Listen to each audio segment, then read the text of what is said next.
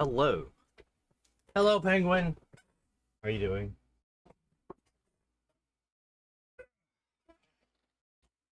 Hello, everybody.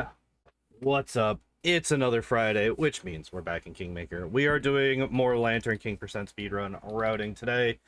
At the end of last week stream, we killed the Lich, and we did more leveling. We basically have our build figured out. Proved initiative, persuasive, and spell focus evocation, because why the fuck not? At level 1. Level 3 is skill focus perception. Level 4 is weapon focus. That'd be level 5, not level 4. 7 is skill focus lore nature. 8 would be power attack, right? Because we got 1 level in barbarian. I think at level 4 is when we decided to do that. 9 arcane strike. 11 is skill focus athletics. This is for the... What is this for? Oh, yeah. This is for the, This is for the book skill checks in Armag's Tomb, so that we can get that extra experience. And then at level 14... Or at 13, we get Blind Fight. At level 14, we get Cleave. Now, I'm not 100% on Blind Fight. Oh, actually, that's what I wanted to do today. So today, we're gonna do a little bit of a sequence break. We're gonna do a little bit of a sequence break. So, what I had been doing is we were just going through the game, right? Just going through the game, continuing onwards. Also, I have the wrong thing set up. Let me fix that so that you guys can actually hear the game. I forgot to do that. Not that the game is that loud. I usually try to keep the game audio a little bit low because copyright. I have been copyright claimed just by the background music in this game, so I try to keep it a little low. So yeah, what we're gonna do today is we are actually gonna load up this. Yes, okay, so final stretch. This is what we want to load. I want to see if the enemies in this section... Now, this build is going to be slightly different, because this is basically the... unfair difficulty speedrun build. Really, I took 2 levels in Barbarian, huh? Oh, that's because this got all the way to level 20. Wait, it did? It's got all the way to 20. There's no way, right? Or did we set this to level 20? I can't remember. It's been too long. It's been way too long. I do not remember. But anyway, I don't think we actually get to level 20. So yeah, what we would end up eventually getting is we would get second level at Vivisectionist and get the Feral Mutagen. This gives us a stronger bite than we would get with the Barbarian Rage Power. And also, we would get it constantly, whereas the Rage Power, it's only when we're raging, right? Hello, buddy. What's that, kitten? How you doing? But yeah, so basically what we're going to do here is we're going to... I just want to double check. Okay, so we are on story difficulty. Where does this take me?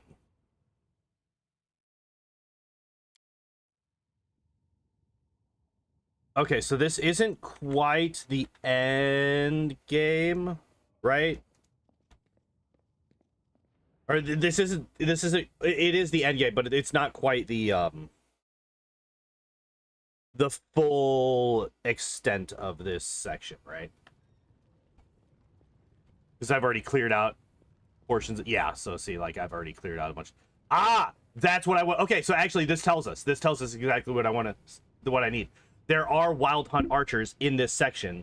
Those are the guys that require blind fight to prevent paralysis, potentially. Well, those are some of the guys that require it. So the risk is there. Hi. So yeah, okay, so blind fight is recommended. Okay, cool. So we don't have to actually go any further. Awesome. Could have checked that at any point in time throughout the last week, but I forgot. All right, now we want to come up here. We gotta rest. And we should be able to finish the rest of this.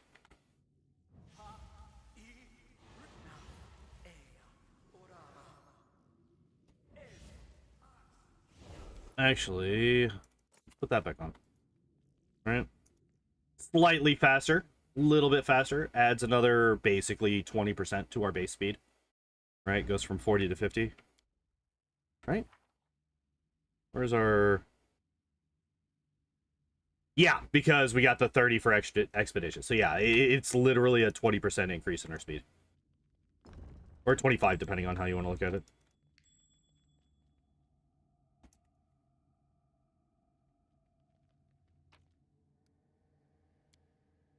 However, now I got... So that's actually something that I never was really that great about in the unfair...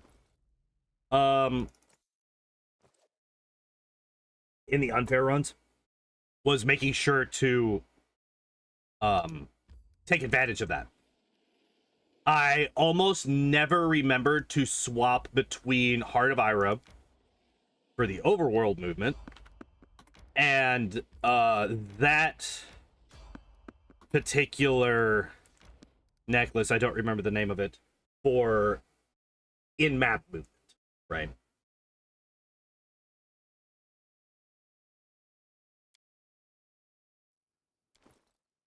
So honestly, what I should be doing is I should just be doing that basically always.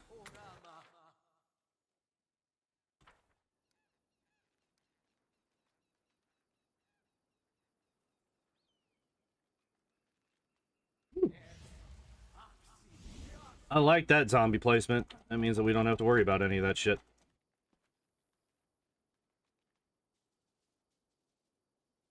Okay, so I am going to make a save here because I want to try... What if we just do these two? What if we just do these two? And that's it for spells that we use here.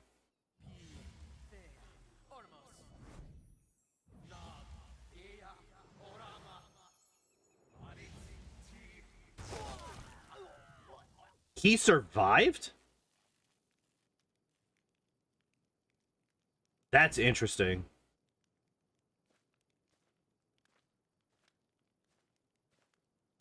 I did not expect him to survive that.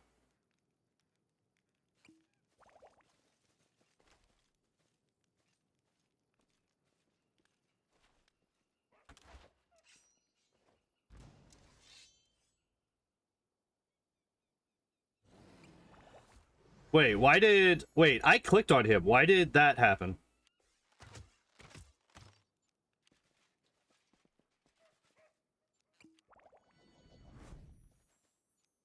Alright, so if we go...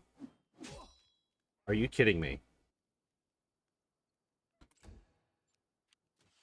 So we can't... Okay, actually, that is good. So basically, we didn't one-shot the Stag Lord for the sole purpose... Or for the sole reason... Is that we fucking rolled a nat 1.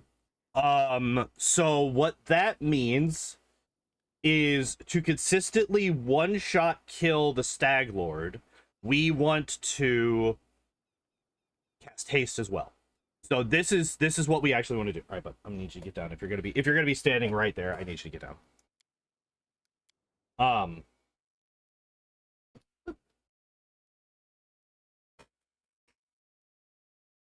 So this will save a lot of spell casts because, like, in unfair, it's like we cast this, we cast this, we cast this, we cast these four, we cast this. Like, right, we cast a ton of fucking spells for this fight in unfair. But if we just do haste, sense vitals, and greater invis, and then pop those nerds with a chain lightning.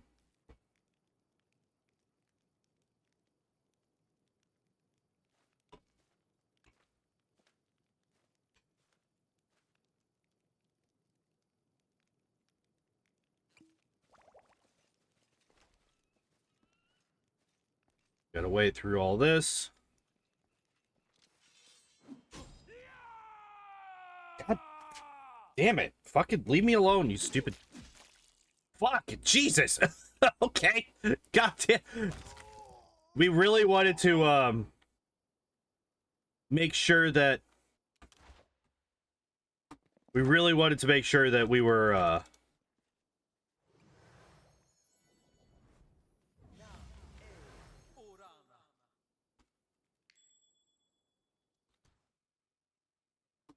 Just double check a thing. Yep. Okay. So because we one-shot the Stag Lord, that door stays closed.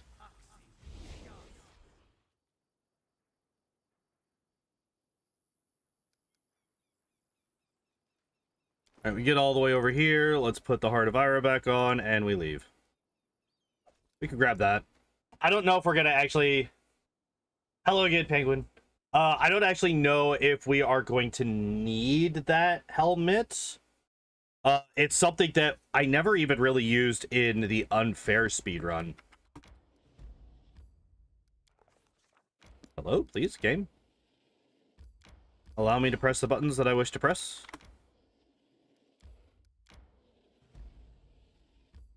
All right.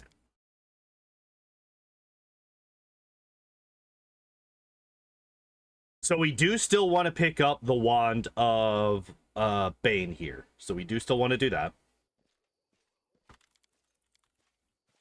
All right.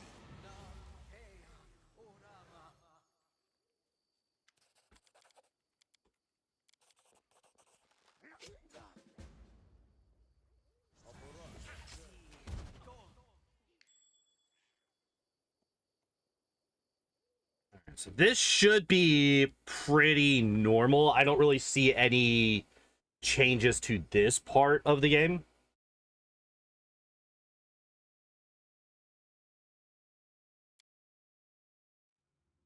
The big change is simply going to be, instead of Cloud Kill to kill all the kobolds, we're going to be using Chain Lightning, which is still an auto kill. As long as we just have to target the right kobold, whereas before we just had to hope that Tartuccio, Jesus, those were friendly spiders, for their positioning. Did I did not. Although I guess for this the extra speed isn't going to be that useful because we're not really like, I guess it could be, right? I mean, it's not going to hurt to have extra speed. It's never going to hurt to have extra speed. And the Heart of Ira, well, Ira actually does do stuff here for us, right? Like, if these guys are assholes with their positioning, the Heart of Ira actually is as such. Can be quite useful, actually. Hello, Taco Master. How you doing?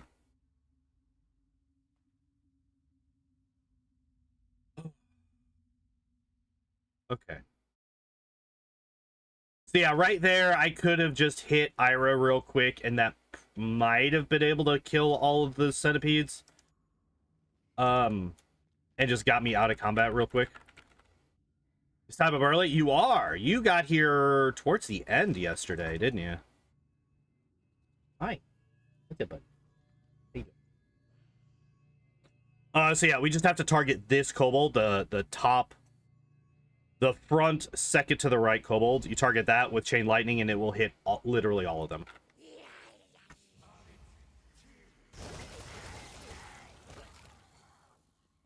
Always satisfying. Every single time. Come on. What is this one? It's a different wand. It's one that I don't care about. Been thinking only once before I was able to reach level 5 before reaching the Stag Lord in less than 30 days. I can't remember how I did that. Wait, what? Really?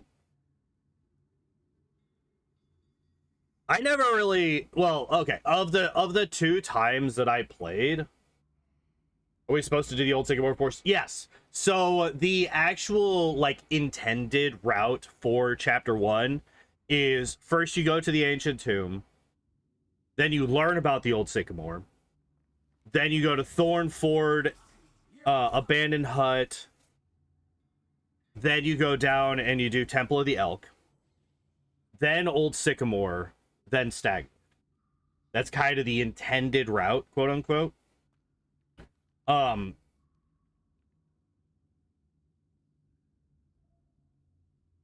You can skip the old Sycamore and do the Stag Lord first, but unless you want to break the game, you can't really do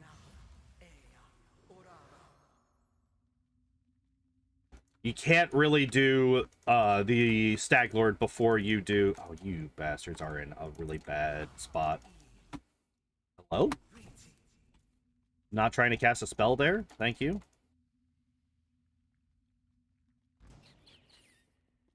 This is fine. This is fine. We almost never get past this part without,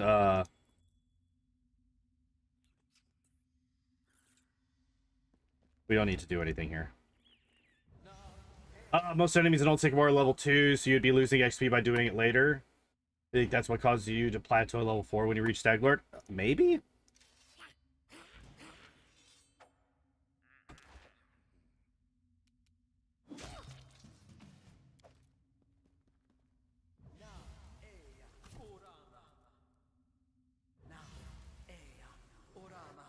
Hi. Wait, what? Wow, okay. Cool. That's great.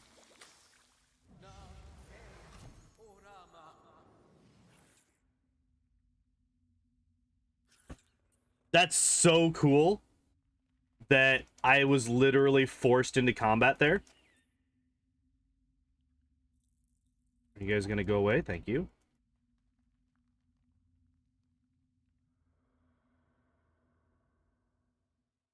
He's got a little baby cat today.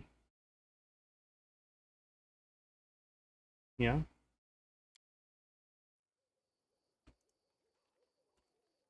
Okay, so beyond a little bit of unfortunate positioning of that last group of centipedes, not a bad old sycamore. I got into combat 3 times. One of them was my well, actually, technically, all of them were my fault. Well, that last one, not really, right? There was not really anything that I could do that last fucking time. The game was just like, yeah, this centipede's gonna be right where you spawn when you exit this area, so get fucked. Like, oh, thanks. I appreciate that a lot.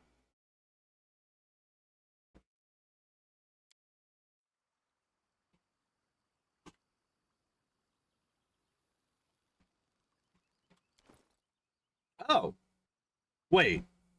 How was I moving on the overworld without getting immediately exhausted by not having Ira on? Interesting. I guess I'm still within... Hello?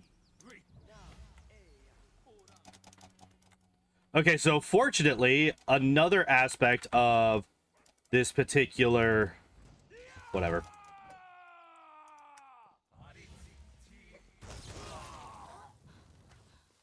What?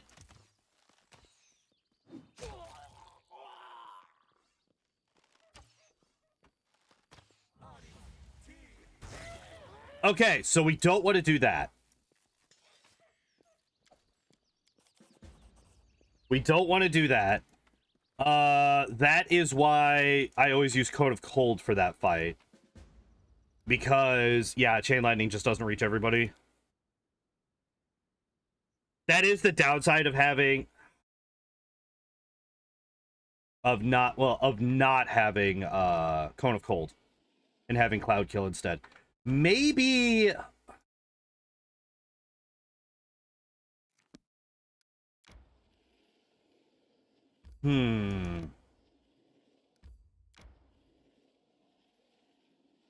Oh, actually, let me put that back on. Because I'm sure I'm getting close to hitting exhaustion.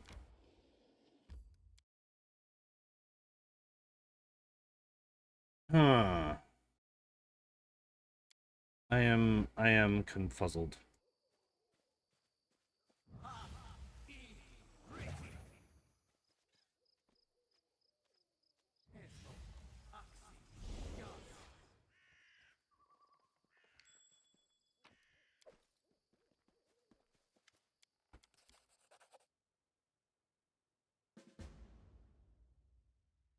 So I am gonna have to rest again.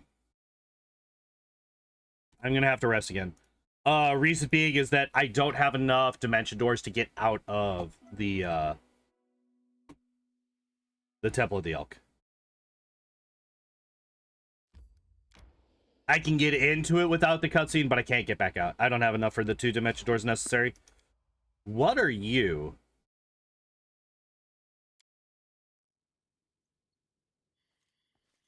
You're these guys. Oh shit, I didn't realize that we hadn't done this yet.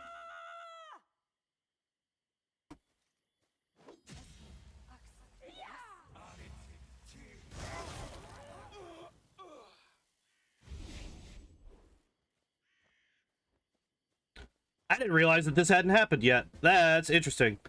Final thoughts is, suppose you're a first-time player on normal and collecting all the companions in the intended way. A min-maxer doesn't necessarily need more than 5 characters to beat all the content. No, not really. I mean, you're not gonna be able, like... I mean, we've proved that you can do it solo, and I'm not the first person to prove that you can do this solo, right? But if you're a first-time player, you're not going to be able to do it solo, most likely.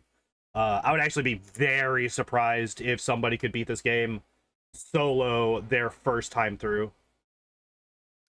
I feel like there's too many... Motherfucker. I feel like there's too many... Well, I don't know. If you go like Sylvan Sorcerer, probably. Because you just get all of the things that you need.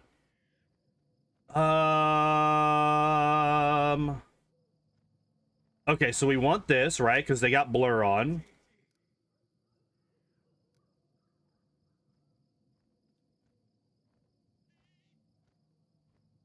All right, we're gonna do this. Oh wait.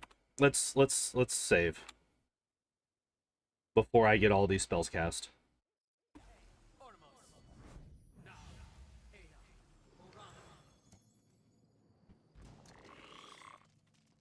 All right, so that's those. Let's get up here. Grab this nerd. Up here. Grab this nerd. Yep. See, the frogs just kind of decided to ignore that we exist.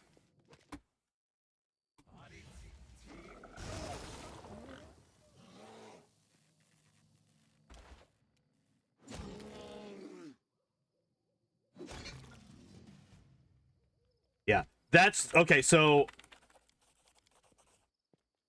that right there is a good example as to why when you meet Trish, he starts at level 3. I found this was higher than my MC by around half level. If I had done Sycamore first, I'd be level 3-ish. Might do another Act 1 run. So if you, I think it's if you recruit him after you do the old Sycamore, he actually doesn't join the party right here. As you noticed, he did not give me the option for him to join my party right now. That was just not one of the options. He is injured.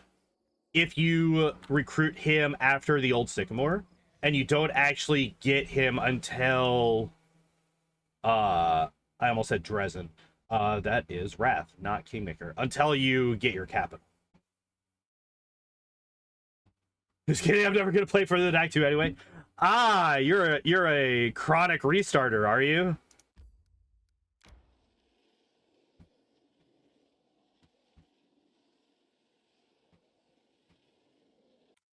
Okay, so let's see. So rescuing the 6 companion, the old Sycamore is cutting your XP earned by another 16%. It's better to ignore them or recruit later because they will inherit the XP to meet your level. Yeah. Or what you could do is you could get Ira early, go kill the Lich, become level 14, and then recruit all of your party at level 14. Could do that.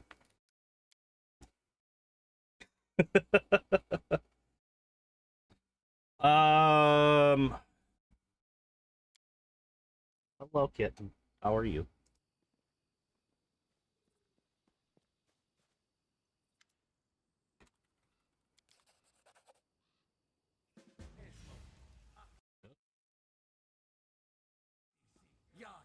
All right, Harem, go away. What? Nothing. God, that's such a rude thing to do here. That's such a rude way to do. I mean, I guess so is selling him into slavery, but goddamn. At least that's like, you know, you could argue necessity with that.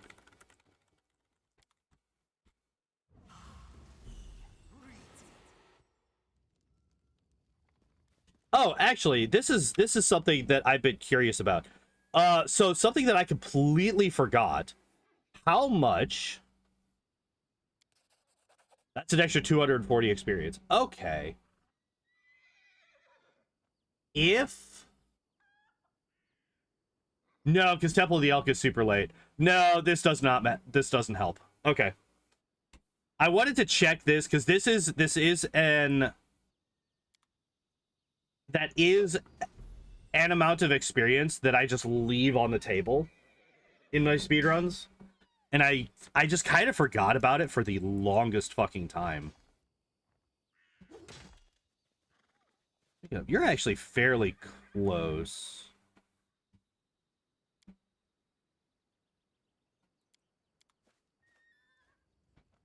That's actually not that bad. Did get tagged for by rushing it a bit. Not happy with that character. I did all of that in like 8 or 9 hours and tried to do most content along the way. Yeah. I could see that.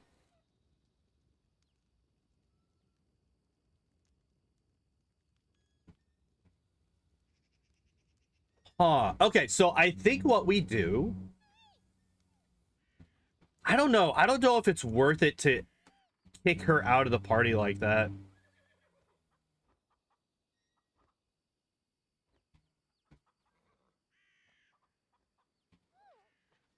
Okay, so the reason that I'm thinking this is... Normally what we would be doing here, right, is we come out here, we go to Oleg, and we leave. Because usually at this point, I will remember to pick up Harem, and we will use him, we will sell him to the Technic League, basically. We will sacrifice him to the Technic League more. We don't get anything out of it except we don't have to fight him. And I'm pretty sure that doing that will save time over actually fighting them. Because you could roll bad on initiative, and then you suddenly have to wait 5 seconds before you can do anything. You know, you have to wait for your character to get out of combat before you can actually leave. Whereas if you just sacrifice one of your team members to them, there's no combat, you don't have to wait, you just go through the dialogues and then you leave. There's not really that many more dialogues boxes. There is this short cutscene of them walking away with the character, but it's not really that bad. And I think that that is still faster than having to... That's yeah, because what are you sacrificing? What are you getting, right? You're sacrificing a cutscene where they walk away, and like 1 or 2 more dialogue boxes, which take literally like a quarter of a second or less. What you're gaining... Oh, and you have to use the party manager to grab the person, which takes not long at all. What you're gaining...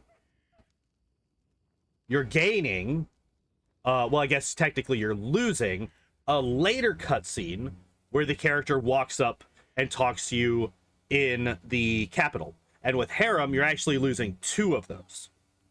So that actually negates, and then some, the cutscene of them walking away in the Technic League ambush, right? You're also negating the combat, which, like I said, could take up to 5 to 6 seconds before you even move. And then you also have to wait for your character to fully leave combat so that you can actually leave the map, right? You can't leave the map until you put your fucking axe away.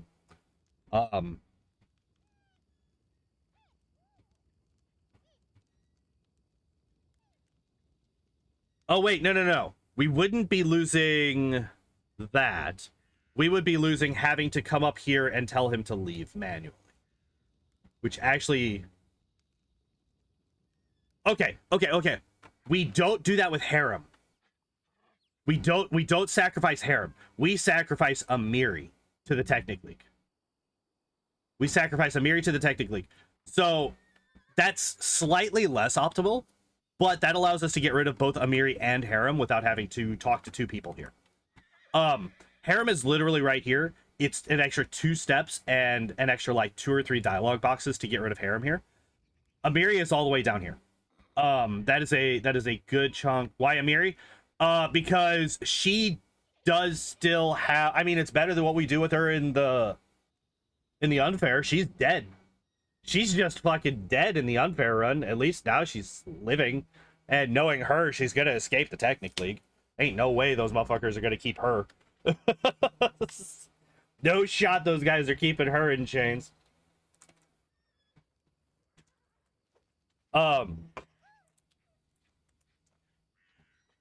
Where's my Owlcat pet? Oh, he's on there. He's just not, wait. We got Ember and Tiger. They're both there. It's just not active at the moment. Oh, no, wait. Yeah, they are. There's Ember. There's Tiger.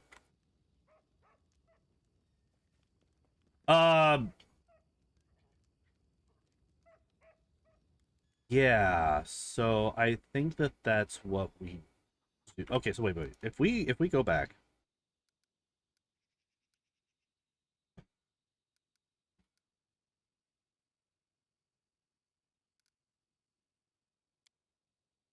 What is this?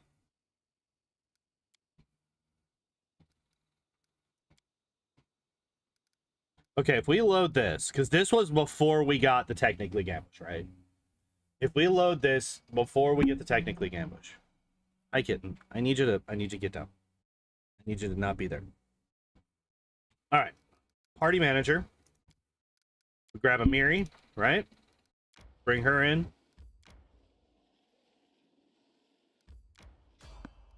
There they go.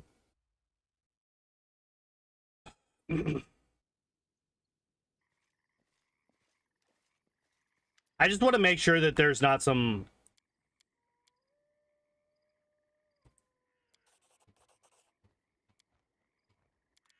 Okay. So she does that. I'm actually kind of surprised that she does. I figured that Amiri would be like, no, we're going to fight these bitches. Okay, cool.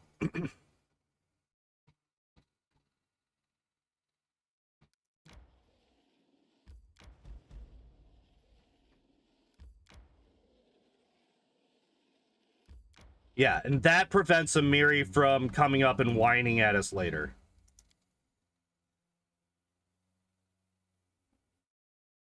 So, cool.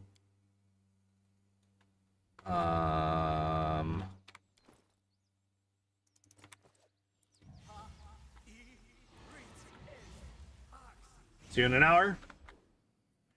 Have fun. Have fun buying drugs.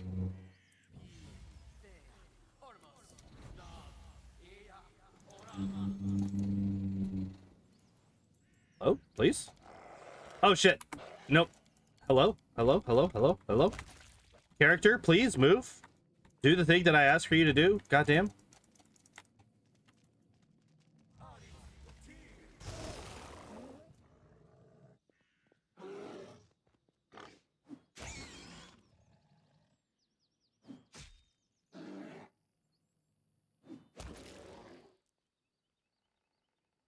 Okay. I'm not. So this is kind of my problem right now. I'm not entirely sure if that's the optimal way to deal with those enemies, but I don't really know if there's a better one.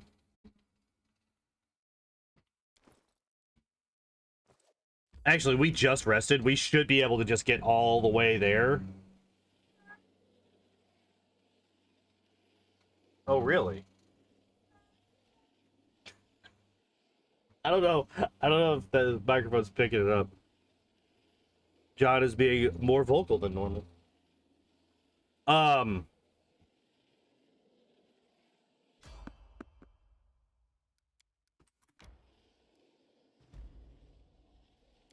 So yeah, by the way, your actual movement speed does affect your overworld movement speed. So if the faster you are, the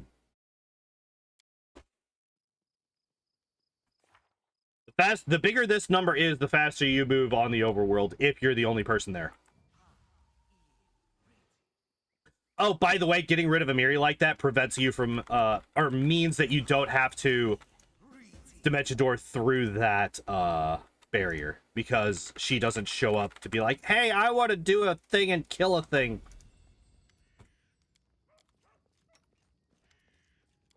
Yeah, see, that's basically what we need to do to get rid of Harem after we get rid of Amiri in the technically ambush. Okay, so yeah, that's actually quite nice. That actually works out quite nice for us. I think it's a 4 here. Yeah.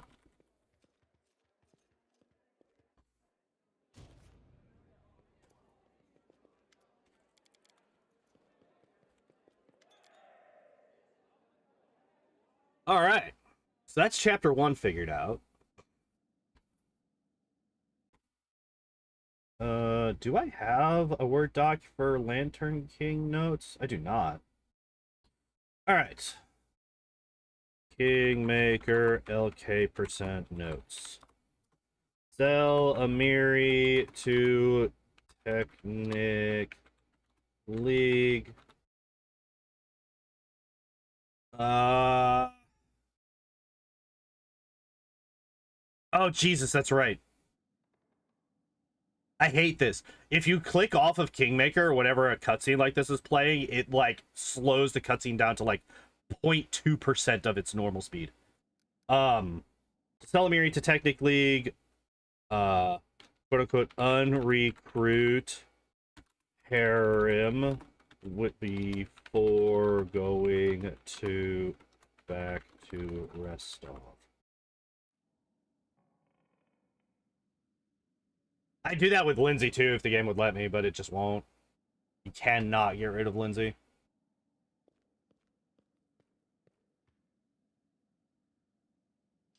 Imagine if you could, though. Oh my god, there'd be so many cutscenes that you would be able to skip if you could just get rid of Lindsay. Ah, great. There's no way you ever do that, because she will just... That will just break the fucking game. That will break so many cutscenes.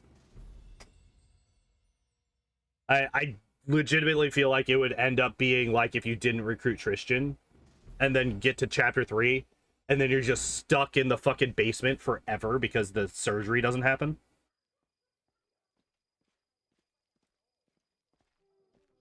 Yeah, so like if this was literally any other game, I would just alt tab right now and fill out a whole bunch of notes for the speed run. The unfortunate thing is, if I were to do that right now, this cutscene would probably take 15 fucking minutes. And I hate that. I hate it.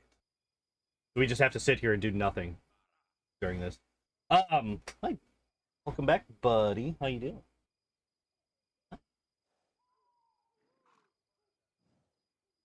You can come down? Yeah, there you go. There you go.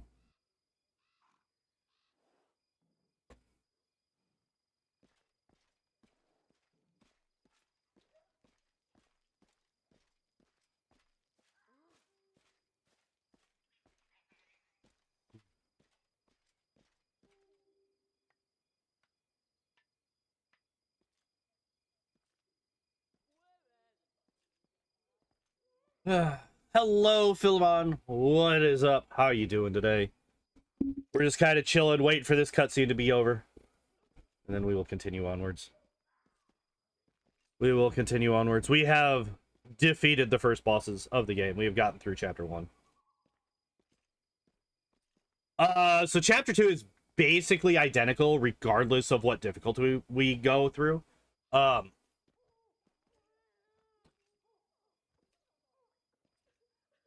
Good run. I mean, ow, fucking hell, cat. Jesus. It's the harshest you've been with your fucking claws on my shoulder. Hi. I know that you're just happy and you're just, you know, doing that, but your claws are fucking sharp, bud.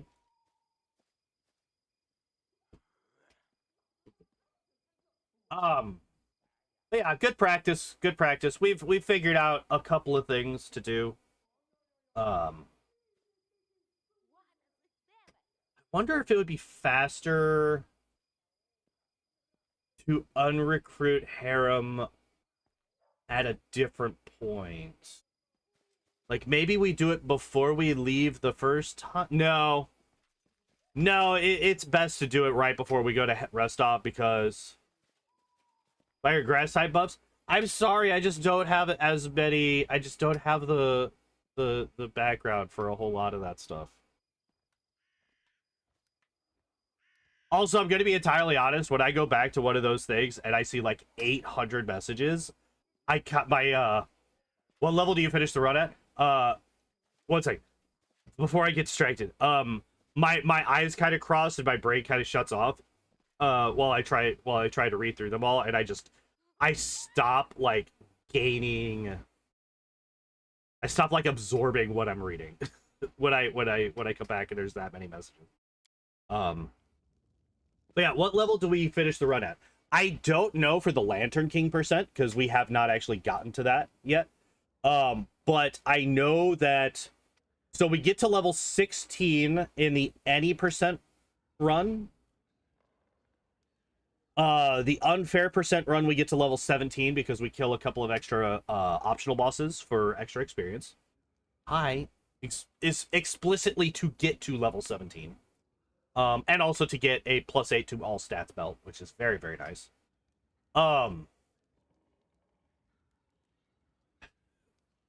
I expect to get to levels.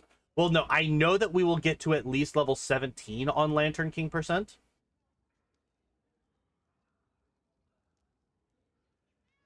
Had to go through like 20 blurred sets 2 days ago. Didn't fix the rival fights and stuff yet. Hell yeah. Once I will, I release it. Nice. Nice.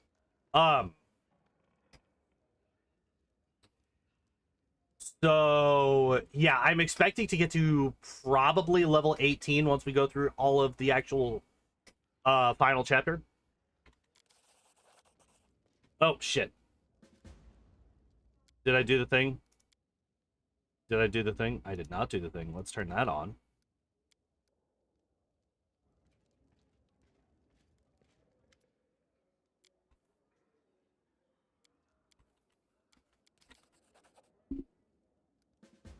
All right. Now we rest.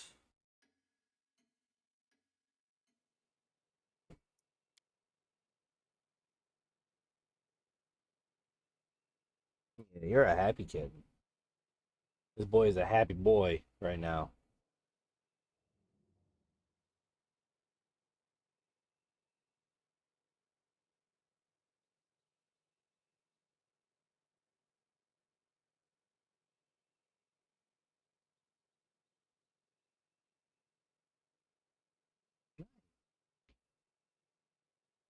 Just doing a little bit of kitty cuddling.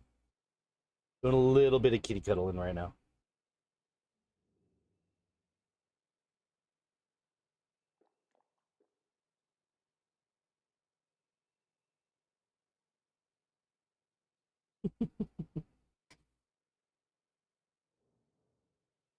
Yeah. You being a happy little buddy. Guess my real question is just, is anybody actually going to play my ROM hack and give me feedback, or is it just going to be my own project? Need to update my Crusader Kings 3 mod next week. I mean, I do plan to play through it. I'm not a good beta tester really,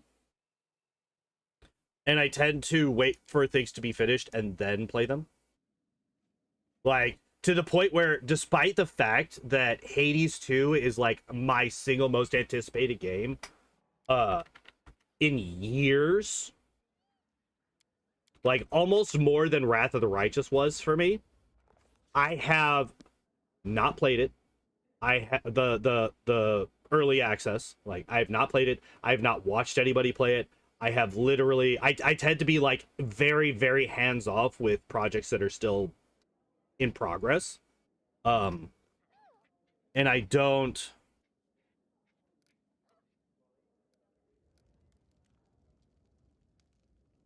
um I tend to wait for them. I tend to wait for them to be finished. That's just kind of, because like there's been far too many times where I've played an early access game for hours and hours and hours and hours, loved the game, hit the wall that the early access has, and then never gone back to it once the game releases. And because of that, I don't want to do that anymore. Because I know that that's what will happen. Like, if I were to play your ROM hack right now, what you have posted, I would play what you have, and then I would. But the game is fully playable to Elite Four, but it's not what you actually want it to be, though, right? Because you said that you still have things that you need to fix, you still have things that you need to tweak and stuff like that.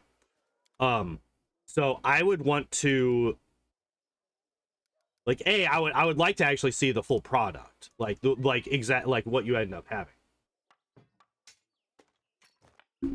Get the fuck away from me, you stupid little... I got him! I got him! He's fucking dead. You can't really see him. Yeah, there you go. There you can see him. His corpse. Little bastard been flying around my fucking head all day. Alright, so that is the Wand of Bane. We don't want to get rid of that. You can go away. You can go away. These can go away. We don't need this. Don't need any of these. We can get rid of all of that. Now, what do we actually need?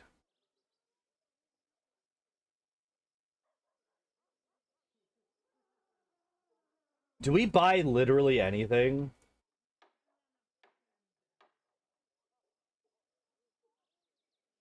Man, if only we could have gotten this. If only we could have gotten this before now. Movesets really, I guess it only matters if you actually use grass types, but sure, I'd have to work on Kanto. Yeah.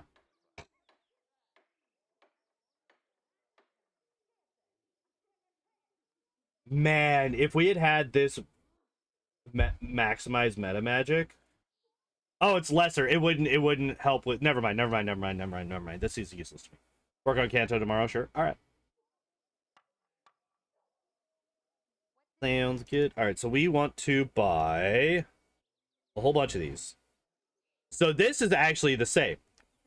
I'm actually going to buy 65. This is actually the same. We want to buy enough camping supplies. Oh, wait. No, because we don't have the belt. We don't have the belt. Okay, so I need to... If I finish Kanto, would you play it? Yeah. I probably... Okay, so here's the thing. I wouldn't play it on stream. I probably wouldn't play it on stream simply because I have too many things to play on stream already. Between all of the Kingmaker speedruns, the Wrath of the Righteous playthrough, and the Pokemon stuff that I'm already doing, I just don't have enough days in the week to add another project to my stream schedule right now. So I would play it offline. I would, you know, in my own time. But yeah, I would play it. How many do I want to actually buy here? All right, so we're gonna sell all that stuff. Just have that done.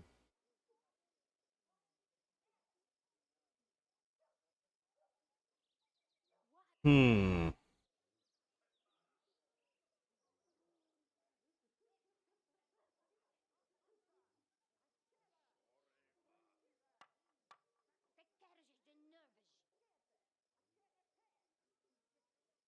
So that's interesting. Okay, so this is something that I didn't actually think about. We are going to...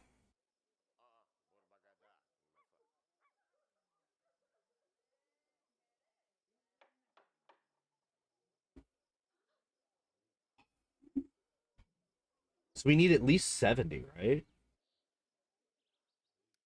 If I buy 70, that's 720 pounds. That gets us up above... How many is this? 200?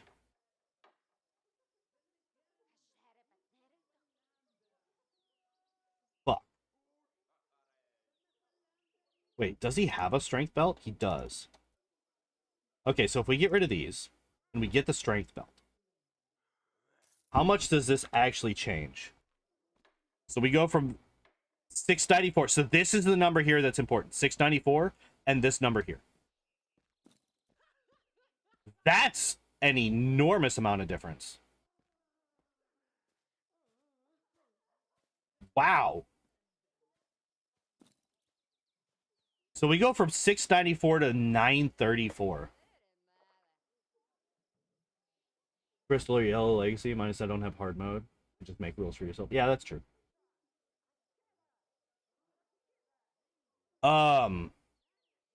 Yeah, you could always make Pokemon games harder for yourself.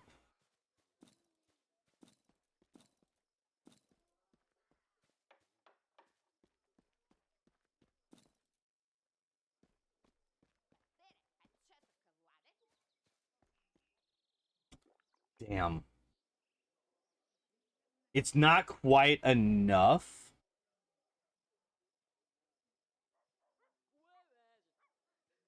Okay, so what? Okay.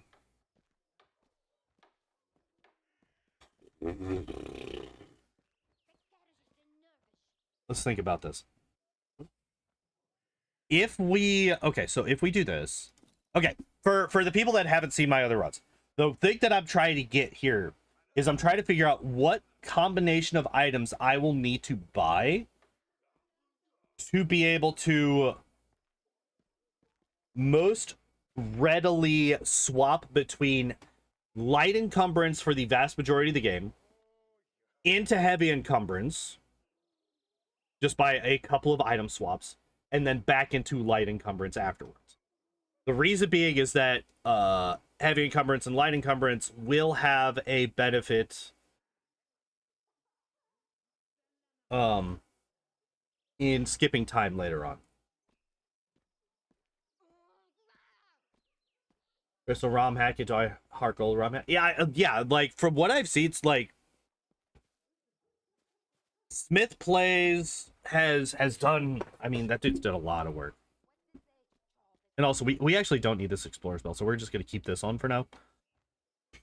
So I think what we buy is it's 694, so 700 pounds. So if I buy...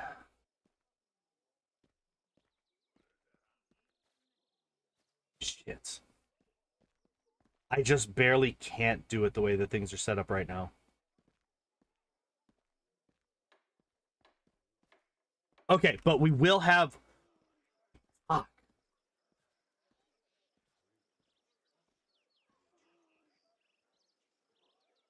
I might cheat in a +4 belt just to see what the strength looks like with that. Because we're not going to hit level 16 until we get into the House at the Edge of Time, so that's after that. And that's where we get our last point in strength. Okay, so I am actually going to cheat in items and equipment. Belt of Jai. Receive 1. Now, technically, the belt that we're going to get is a +4 to strength and constitution. But that doesn't matter. Okay, so there we are now at 614 for light encumbrance and 1227 for heavy encumbrance. So this number actually doesn't matter. It's this number versus this number that matters. So if we have a belt... If we have a belt and the bag of holding, that will allow us to go from light encumbrance to heavy encumbrance with just those things. Because like here, your light encumbrance is 467 versus 694 here. That is more than 200. We basically wanted this number and this number to be less than 200. With this, it is. Okay, so there we go. That's how we do it. So we will have to wait until chapter... Fuck.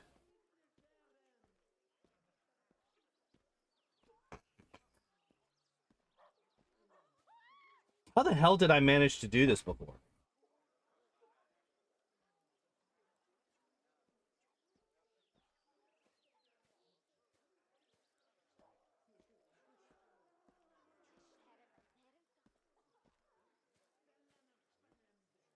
How the hell did I manage to do this before?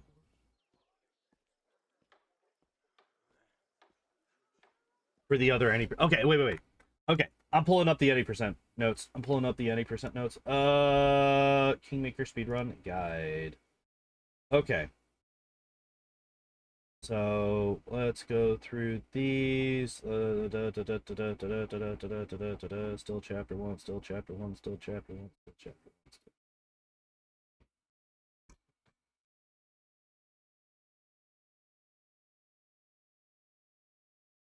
Oh, fuck. This is outdated. Actually, quite a bit outdated. This route's still...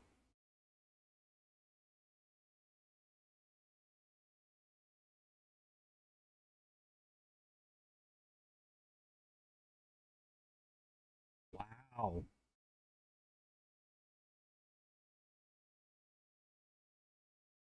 Bag of holding and 20 rations. I only buy 20 rations there? Interesting. But yeah, so this route that I have in my notes still recruits a Kundayo. That is an old fucking route.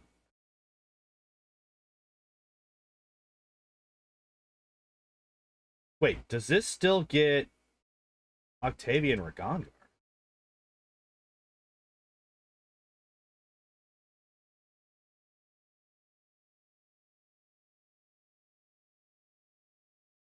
No, right? There's no way it does.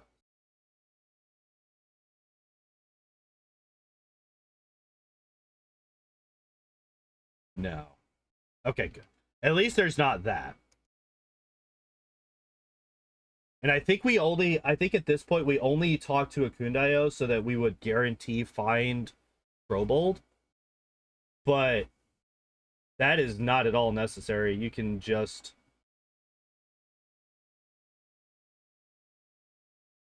Oh, that's how we did this. We used Phantasmal Killer to kill these guys. Ah. Oh, wait, we get the Strength and Con Belt from... Okay, we get a Strength and Con Belt from... Oh, shit, that means that we have to kill him. Hargulka, I mean. If you kill Hargulka, can you spare... Yeah, you could spare Tartuk, right? Okay, so I need to figure out how to spare Tartuk.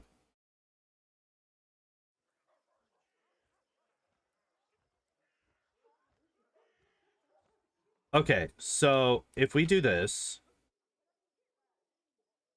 Okay, let's just say we buy 20. Let's say we buy 20 and the bag of holding. Suddenly we have... And then let's say I drop the bag of holding. We're still only in light encumbrance. If we take this off, we're still only in light encumbrance. What the hell is my strength in this fucking build? What the hell? I feel like this might have been... I feel like this one might be so fucking long ago that I didn't have... No. Oh, wait, no. In Kingmaker, they don't show up on this. In the party bar. Animal companions, I mean. I wonder if this still had me as a super weak fucking full caster.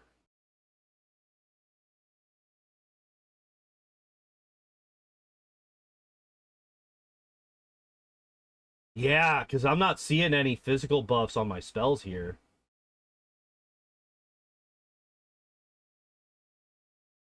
Well, no, there's transformation. There's sense vitals. Yeah, there's some. But I feel like I didn't... Chain lightning to death. Yeah, we still do that.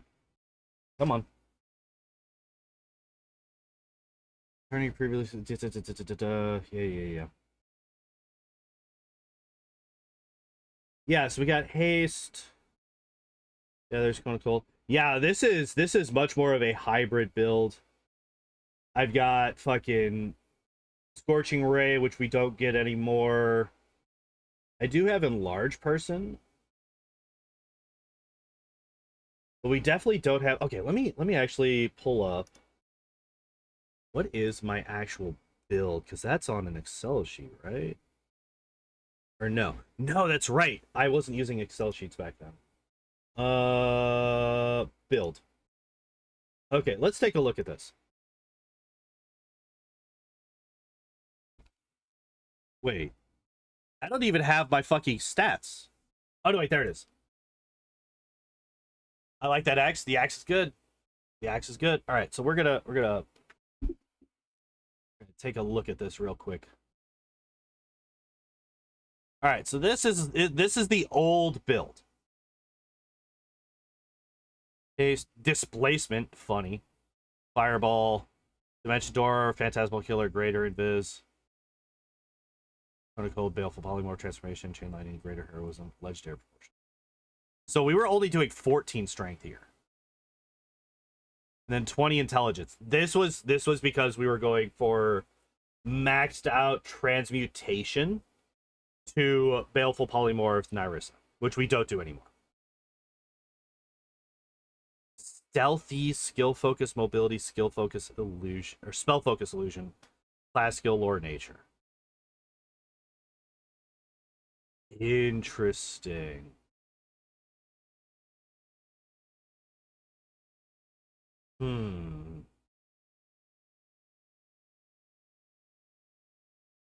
Why stealthy? That's super weird. Why stealthy?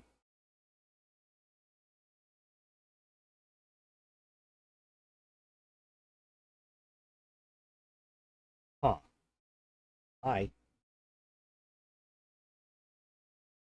What does stealthy give? Stealthy gives a bonus to stealth, obviously. Is it a perception? It's like a weird one. I remember that much.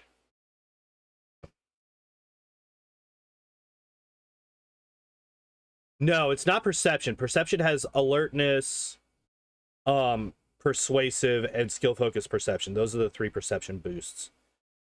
What else does stealthy boost?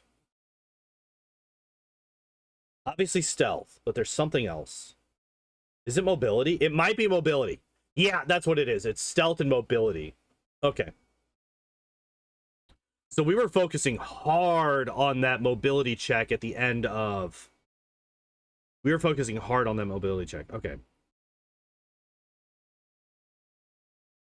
But we're still boosting... No, we were boosting intelligence. So that's the difference. That's the difference. We just had a much lower strength skill here. So 20... Okay, that's the difference. The 20... Buddy,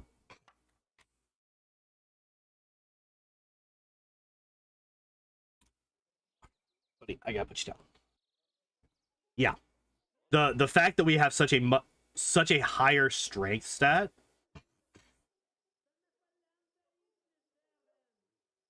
means that we need to buy a lot more of these. Okay, so we could buy a... We don't need to actually buy any here.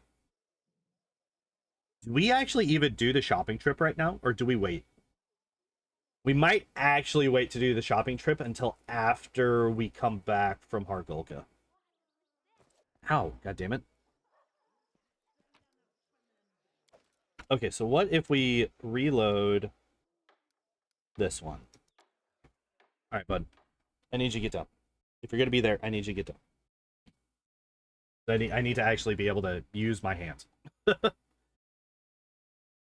I don't know why he just he loves sitting on this fucking armrest on the chair. Okay. Hello?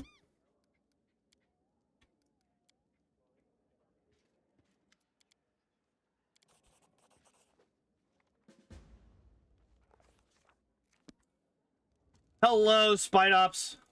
How you doing? Chili cheese slide? I don't know what that's... Why is that suddenly here? Barony's capital, Barony's capital.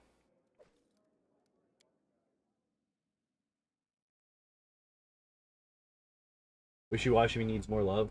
Do the cats bother you much when not streaming? I know my dog used to get amped up if I was doing an MP game. They are just very cuddly cats. They do absolutely adore cuddling with me. And I'm usually perfectly fine with it. The difference is, I do need to focus a little bit when I'm doing the stream stuff. Okay, so yeah, we just don't worry about it right now. Yeah. Schooling form is crazy. I actually don't know shit all about Wishy-Washy. I've literally never messed with it at all. I don't know a damn thing about that particular fucking Pokemon.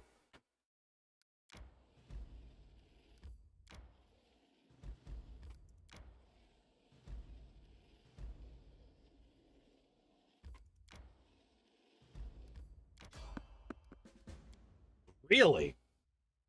Okay. What are you? That's what I thought.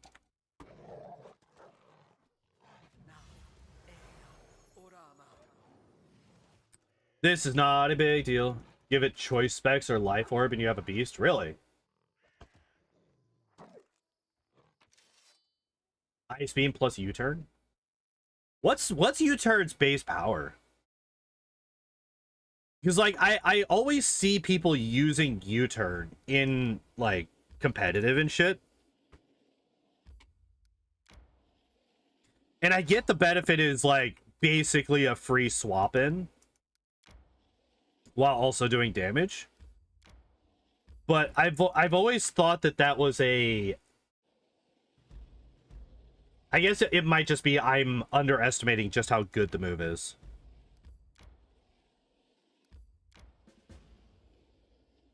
What is my perception at? It's a 33. So yeah, we're basically guaranteed to hit this. Because I think this is a 26? Or 36 maybe? It's either a 26 or a 36 perception to hit Trobold there.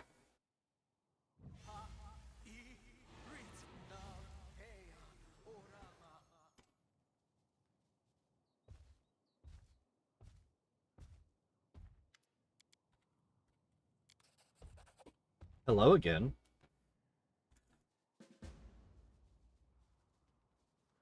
But yeah, oddly enough, it's actually not John who's constantly jumping up whenever I'm off stream. It is actually Shelby who's constantly wanting to hit to cuddle when I'm off stream. She just doesn't like the constant talking, basically. She's like, God, I really wish you would just shut up. Alright, so we are gonna do this because I actually don't know how well this is gonna work. I'm actually gonna just try to place it on them. Okay, so what are their saves? Okay, so they are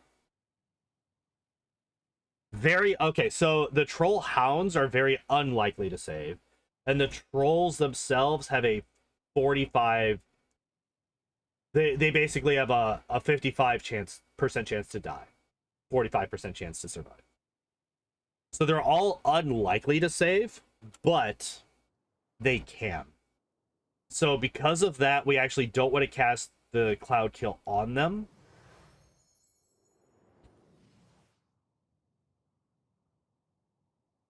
Con mod low. I mean, it is on story difficulty. This is on story difficulty, so you got to keep that in mind when you're figuring this stuff in. There we go. I love the trolls. Trolls are interesting. They're definitely interesting. And kind of a rough first like major enemy to deal with for a new player, right? But like major enemy once you get your capital. Especially if you're playing on normal or higher where they actually do have the regeneration and you can't just fucking kill them. You have to deal with their regeneration. Now, granted, you can go down here and get a bow that gives you free acid damage.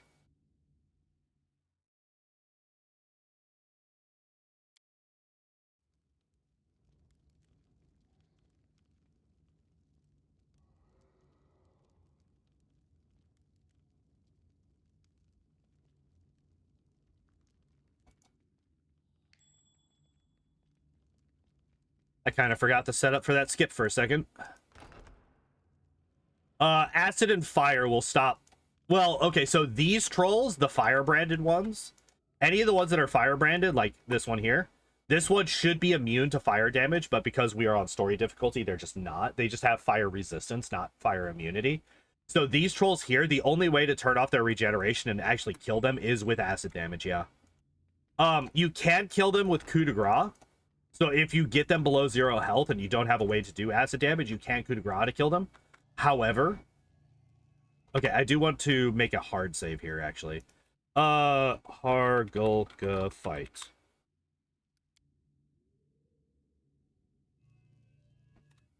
And also a quick save just so that I can reload faster. This might be the first one where I want the extra damage of these, but for now we're going to, hello, please. We're gonna stick with just haste, sense vitals. We're basically gonna do the rounds per level spells. So haste first. Wait, there's a great axe in here too. I didn't actually know that there was a great axe. Great axe is found in the Dwarven Ruin. Oh, I think I know. That's the one where you have to do like that's the one up in the tower, isn't it?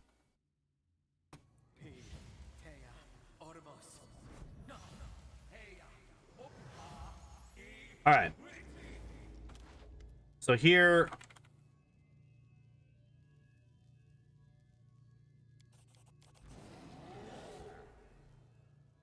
Interesting. Wait, so he saw me, huh? Ow, fuck. Wait, no?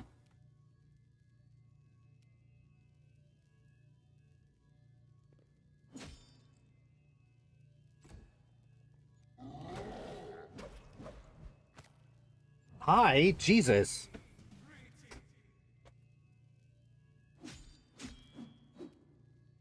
How are you still alive? Okay, so what this tells me is that I do want to put these on. Okay, so we're gonna reload. Troll Cleaver or something. I remember that one. I remember that one. One game I'm an expert in is called Lionheart Legacy of the Crusader. Old action RPG. I've never even heard of that one.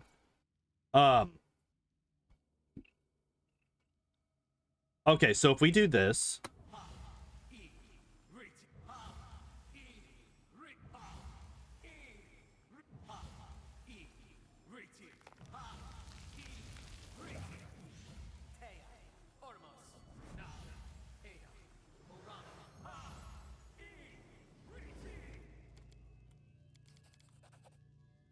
Ah, interesting.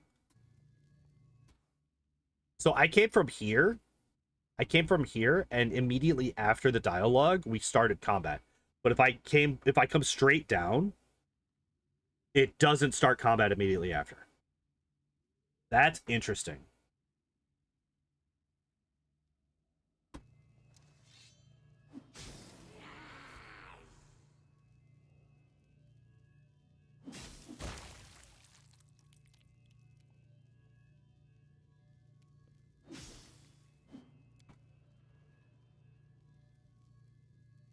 Okay.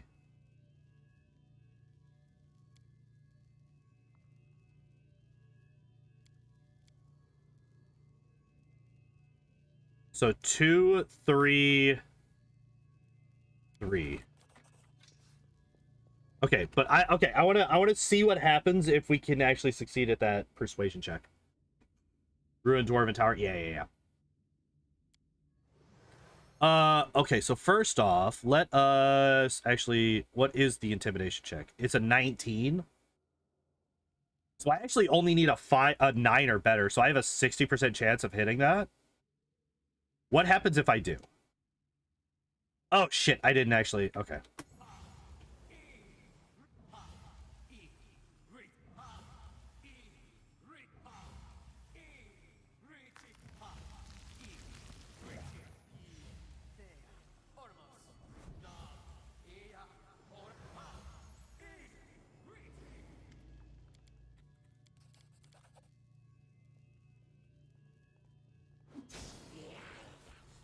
Okay, so we do this. Oh yeah, I actually want to check.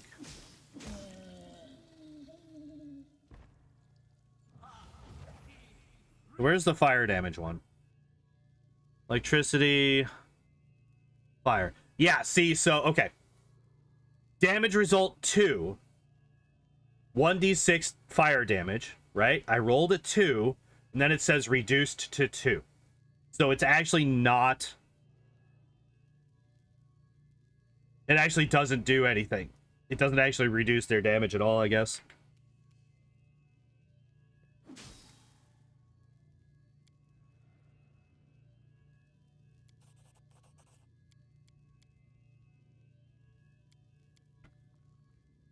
Okay, so it doesn't actually do anything. Okay, so it doesn't actually help.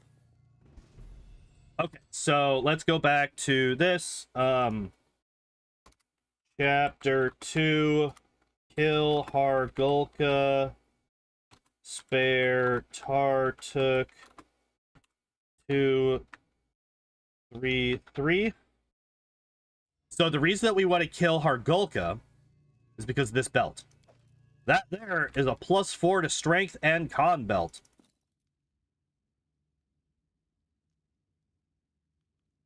So we're not actually seeing a difference in our strength here because of transformation, but this is a +4 to strength and con belt. All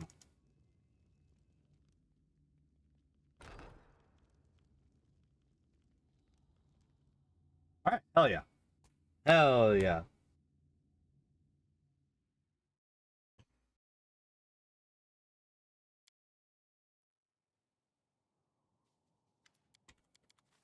Yep, and then we should just be able to leave. Oh yeah, also... Oh, that... Okay, that's actually a good question. Can we get all the way... Can we get all the way back to Oleg's without getting fatigued or exhausted? Can we do that?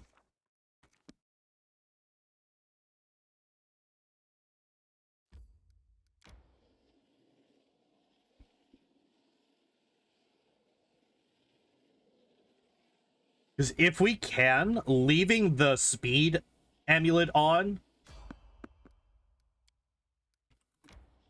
Leaving the speed amulet on is actually optimal for chapter 2. If we could get all the way back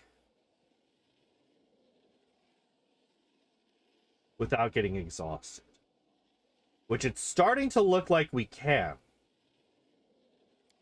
Starting to look like we can. Also, by the way, just double checking. Right? Oh, we can't actually see it. Yeah, but the fact that our strength is still at 31, that does show that we do have still a +4 to our strength.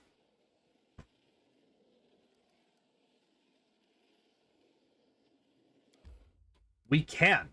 So we can actually avoid putting the Heart of Ira back on for the entirety of chapter 2. Which means... Okay. Wait. Let's think about this real quick. Do we just leave the Heart of Ira off from... Just found a skill check that grants 24k XP and an athletics check, no less. Is that in... Where's that at? In Armag's Tomb? Is that the one in Armag's Tomb? Or is that a different one?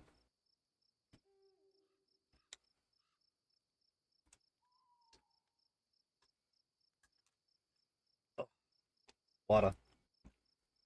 Middle of nowhere. There we go. Strangely enough, I don't know where that is. Funnily enough, I don't know where that is.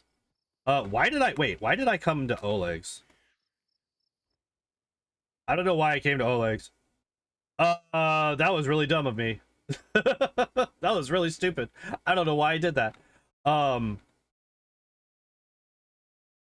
actually, what that means is that means that we are even more able to deal with this. Got a keen axe named Capital Punishment from it? Hell yeah. So actually, we're in even better shape than I thought, because we can actually go all the way up to Oleg's and... Wait. Do I have something on that's, like, preventing... I don't think so.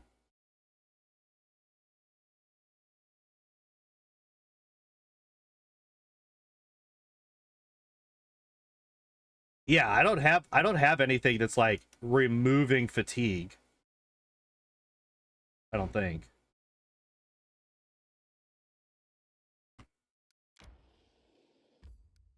Right? I don't have anything that's removing fatigue.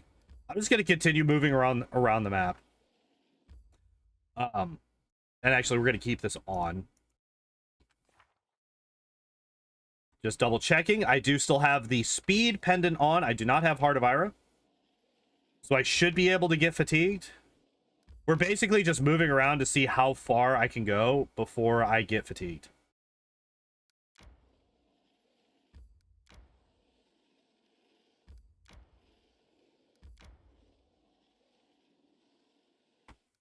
What was the last?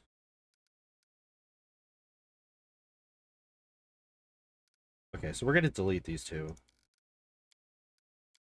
We'll just load back to this one.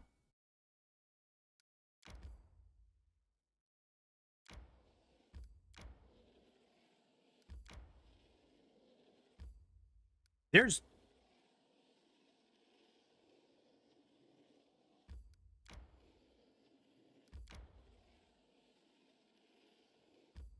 Okay, wait. This is kind of insane. Because I've been moving around on the overworld map for a couple of days. There it is. Okay, so I can... Okay, so this is with the mod turned on. So that does confirm that I do not have some kind of option turned on in the mod that removes fatigue. I didn't think that I did, but it's good to know. But we had to walk all... Okay, so before we did this, we came from here. My dumbass walked all the way up to Oleg's instead of just to the capital. Came back down to the capital, walked all the way over here, and then all the way back over here before we got fatigued. That is an absolutely insane amount of map movement and a lot of excess map movement before we got fatigued, which means that we are guaranteed to get back to the capital, to get, not just get back to, but to get from the capital down to Trobold and then back to the capital without getting fatigued.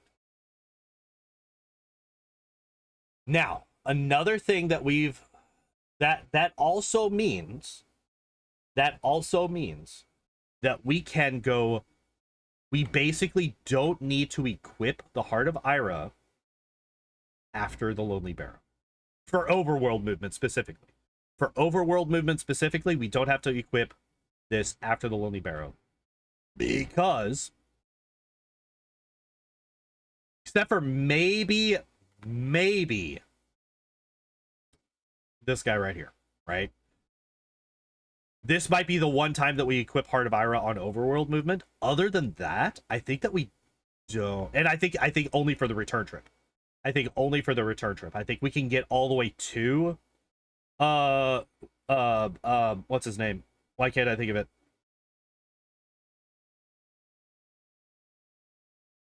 The tomb. This guy's tomb. Whatever this guy's... My brain keeps saying Varnhold, but that's not the right one. He kills Varnhold. Yeah, I just can't think of his name. This guy's tomb down here. I think on the way to him we can get there without any issue, but on the way back I think we will hit fatigue. So we don't want to do that. And then obviously when we're camping out in the fucking forest for a year, we're gonna be putting the Heart of Ira on for that as well. Obviously.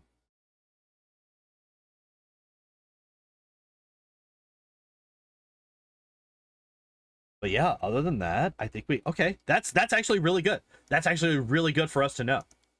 That is really, really good for us to know. Vorticai, thank you. I knew it started with a V, but I couldn't remember the fucking name. That's why my brain kept throwing Varnhold at me. I'm like, I know that's not true. I know that's not true, brain. I know it's not fucking Varnhold, but I knew that it started with a V. Thank you. Okay, so yeah, we could just leave that on. And like I said, the benefit to leaving that on like this is we move faster on the overworld while it's equipped. So we will be moving faster on the overworld with the amulet, the speed amulet equipped than we will if we have Ira equipped.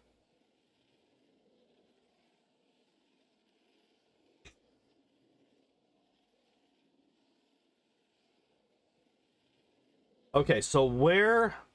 Ow. jumping down again? Or are you just surveying your lands?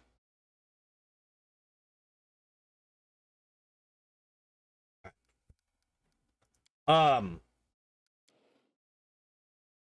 let me just think. Let me just think for a second. So we go here. We come down here. We come over here. Beat the Stag Lord. Go up into the old Sycamore.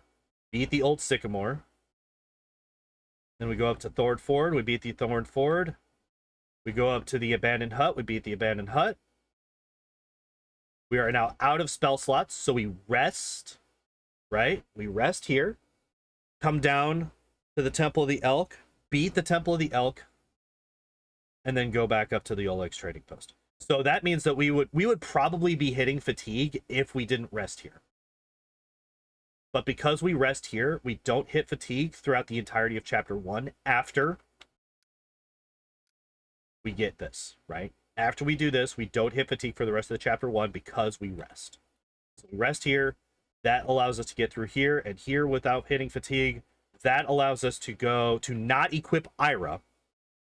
That allows us to not equip Ira throughout the rest of chapter 1. Now, chapter 2, we spawn here. We go down to Trobold, or Troll Wilderness, then back up here. Never hitting fatigue. Don't need to equip Ira. Can leave the Speed Amulet on. What is the fucking Speed Amulet called? Clockwork Pendant. That one. Okay. Do not perma swap to Clockwork Pendant after killing the Lich. Rest at Abandoned Hut to regain spell slots and avoid fatigue. Travel fatigue. We'll call it that. Travel fatigue. Okay. Cool. Let's continue. Let us continue. So, we are going to be spawned in the main square once we start chapter 3, so we don't have to go do shopping yet. We do the shopping trip in chapter 3. Chapter 3, do shopping trip. All right.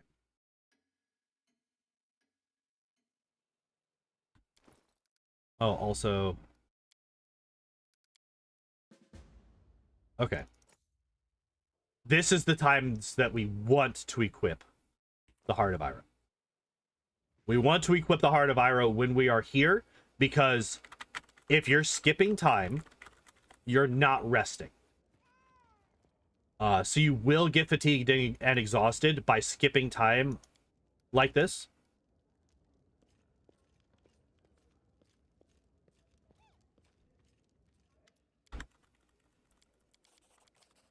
So actually, equip Ira for time skipping.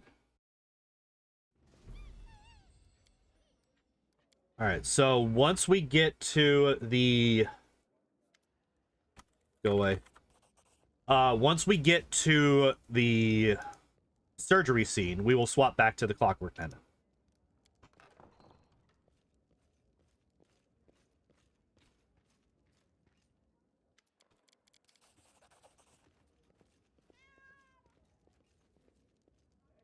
I'm not sure exactly how much time it will save to constantly be equipping the Clockwork Pendant. I mean, like, obviously it's increasing our speed, so we are moving faster. So it will. I'm not sure. Well, okay, we could actually do some testing with that, actually. I might do that once we leave here.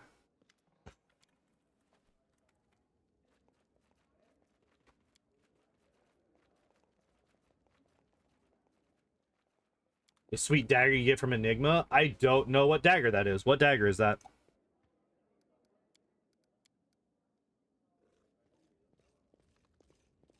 What dagger are you talking about? Oh my god. That yawn snuck up on me. Damn.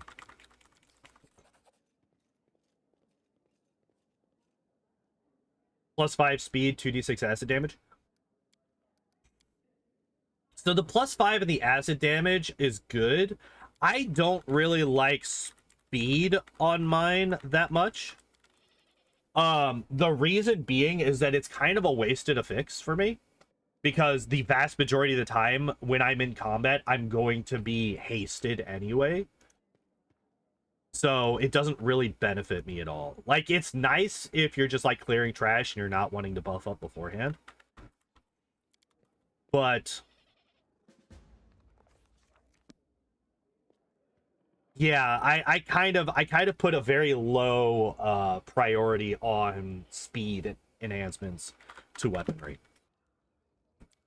Hello again.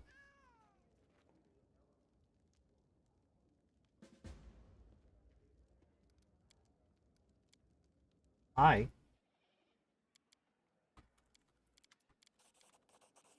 All right, here we go.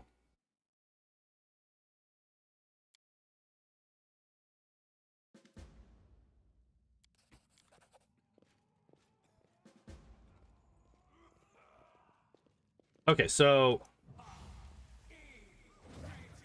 okay, actually, I'm gonna see if I can do the thing.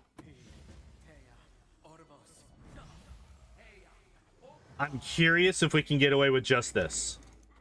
If we can get away with just this, that's really good for us.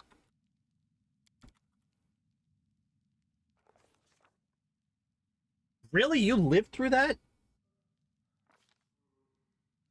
Athletics should be guaranteed, yeah. Lore nature is also guaranteed.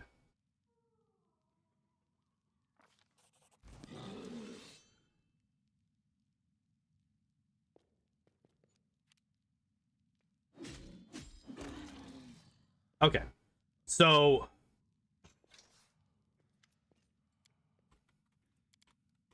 okay, let's take a look. That was the worst, and we only needed a 4 or better. And we still had an attack after that. So the first 2 are guaranteed hits, unless I roll a nat 1, right? And it looks like I need to roll 3.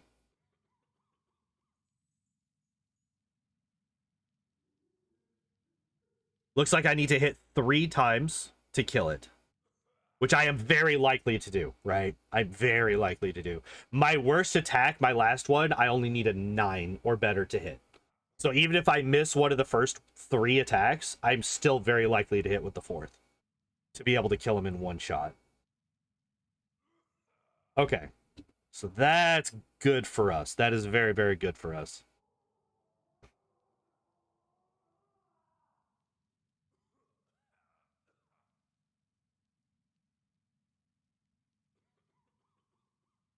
Okay, cool. That allows us to do the thing and leave.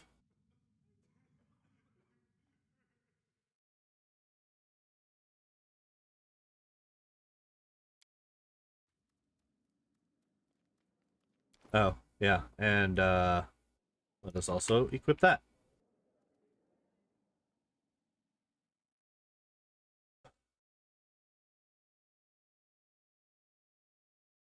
Wait, gotta hit Ereshkigal with the dagger.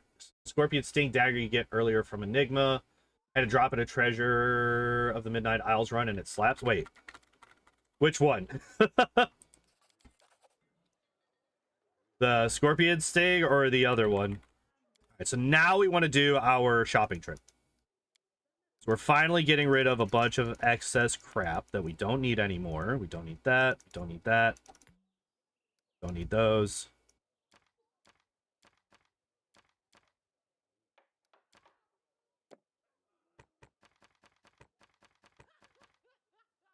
All right.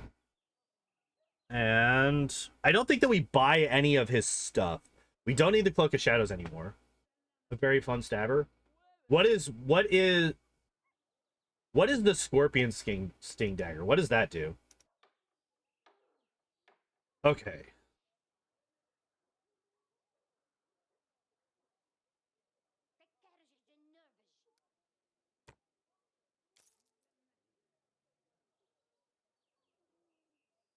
So wait, if I just buy all 100, right? I also want to buy a couple of dinosaur bones.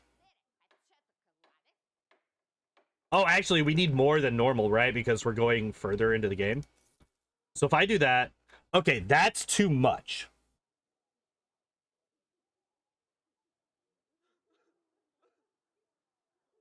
+5 and corrosive. Okay. Okay. So 100 of them is too much because we're now in medium encumbrance. That does slow us down a bit.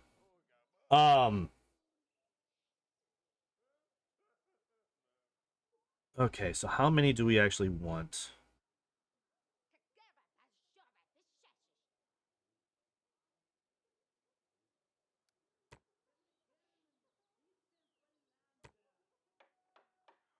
So if I have 70 of these, right? Oh, wait, that's right. That's right. I'm also minus 200, right? Okay, so this is what we're going to be looking at if I don't have the bag of holding on me.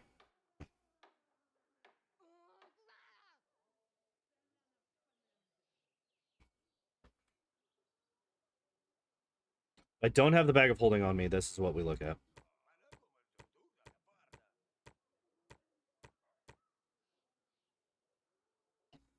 So if I do this, we are in light encumbrance. Hi. Okay, so we buy 70 rations. 70 rations and amount of dinosaur bones and the bag of holding. Okay.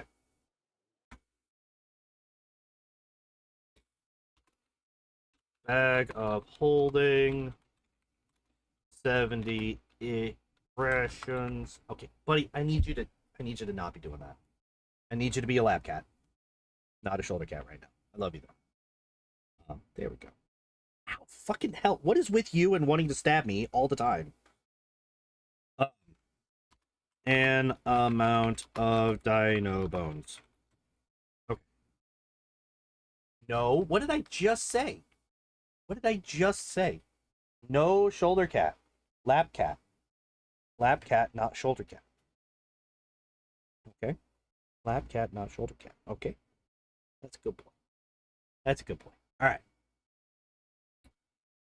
Okay.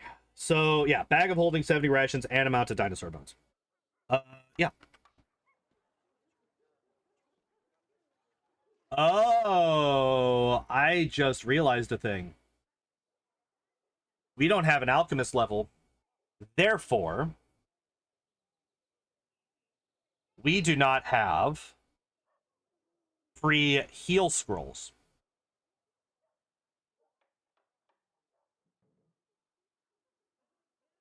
Ugh. Hmm.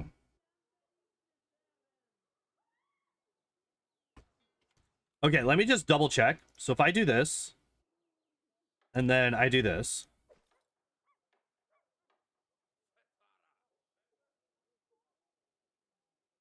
that's not enough.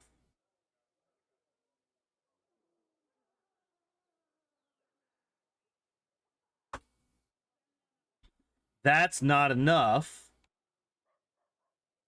even if I don't have these things. Wait. Oh, because I have transformation on. All right, so we're just gonna wait. We're just gonna wait. How long? 45 seconds? Okay.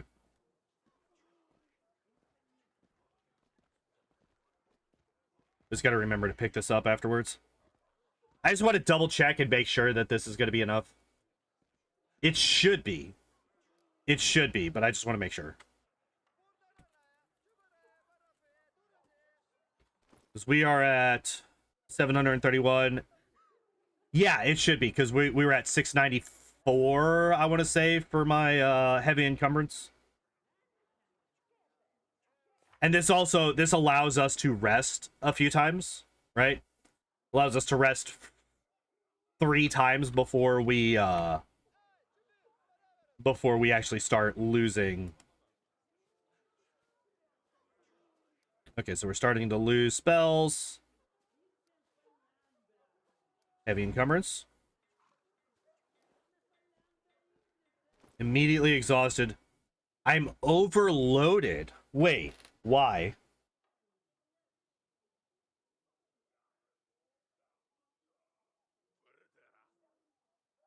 Why did I suddenly get overloaded? Like, I know that I'm suddenly exhausted, but that comes from being overloaded.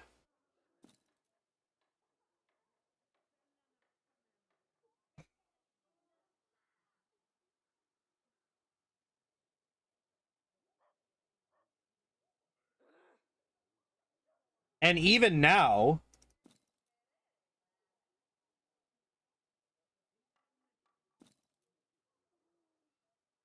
why would I be overloaded? Okay, so that's fucking weird. Because, okay, so what's going on here? What is going on here?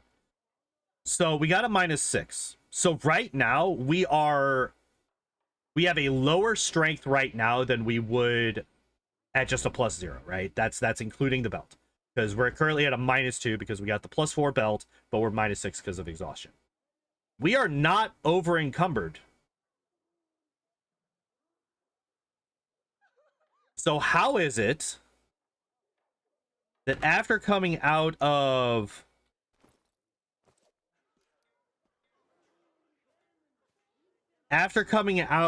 transformation and dropping back to our normal stats, we immediately went to over encumbered and got exhausted? What the hell happened?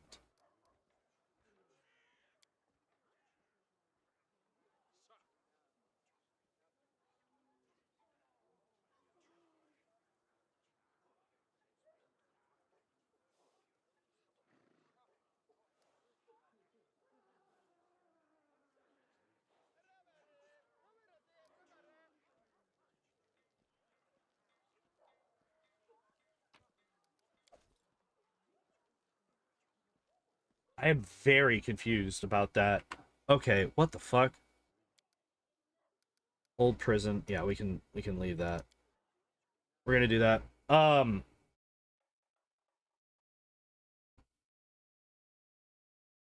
I guess I rest. That will get rid of the buffs. 71 supplies, is that really necessary? Yes. Not because we're gonna be resting that often, but because of the weight. We want that much weight.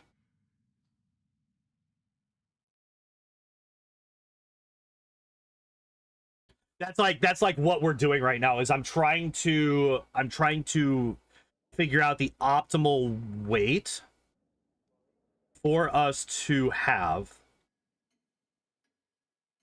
um to go from light encumbrance to heavy encumbrance, but not over encumbrance for a later portion of the run. For when we're skipping chapter 6, basically. Because yeah, inventory management is actually kind of important for that part of the run. We need to hit heavy encumbrance to maximize our time skippage.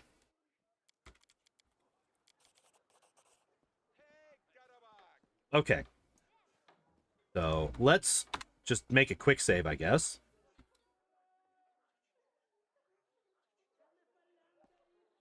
All right, if we take off the belt, yeah, see, we had 800 pounds on us, and right now, without any buffs, our encumbrance is 1040. So I don't know why we were immediately put into over encumbrance.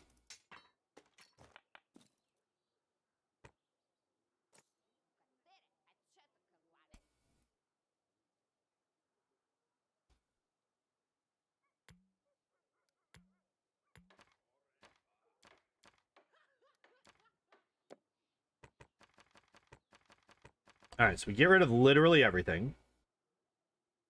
Sell. All right, we're at 30 pounds, right? We buy 70 rations. Deal. Heavy encumbrance, 730 pounds. Okay, that's fine. Dinosaur bones. We bought 12 last time. 731.2. Still not over encumbered. Then we buy the bag of holding, which drops us back into medium encumbrance. That's fine. So what the hell happened last time? And then when we do this, that gets us back below light. So what we're going to do is we buy this. We buy this. We leave, right? By the way, also want to equip that. Oh, I did have Ira on. Here, let's actually reload the save then. Let's take Ira off because I had Ira off last time. I wonder if that might have caused some weirdness. Basically, what I'm trying to do right now is I'm trying to replicate what the fuck happened last time. Okay, so first off... Oh, wait. First off, we need to equip that over Ira. And take this off.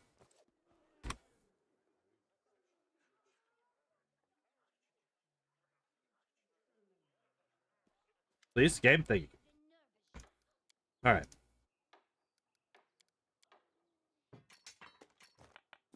Nope, not that one. Not that one either.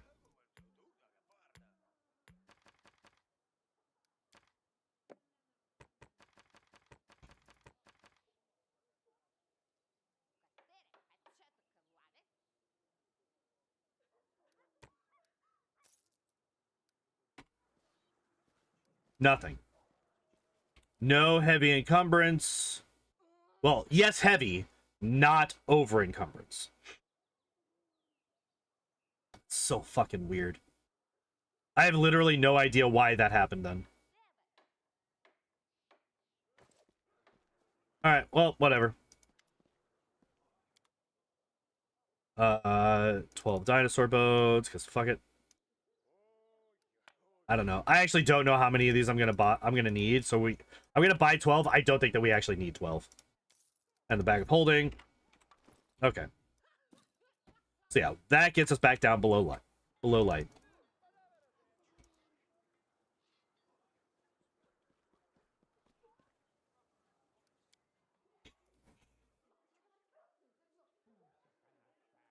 How many times do we rest? How many times do we rest outside of the capital in the rest of the game? It's only like once, right? And it's here in chapter 3. We rest once when we are trying to get the ambush with Keston, right? So that we can get to Monday.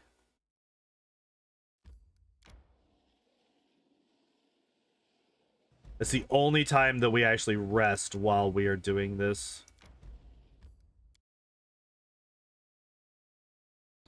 Okay, so here's another question. What spells do I need to cast for this? So this is double, right? Because I have this. So this is doubled in duration. I want to do enlarge person. Should have done this before I did haste, right? And then Raider Invis. Can I get through this with just these spells?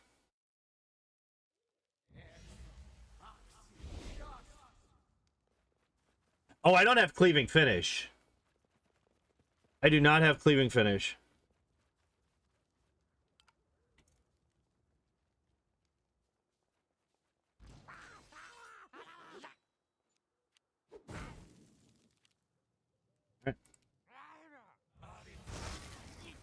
Doesn't kill them. Okay. That's good to know. That's good to know. Will two-shot, though.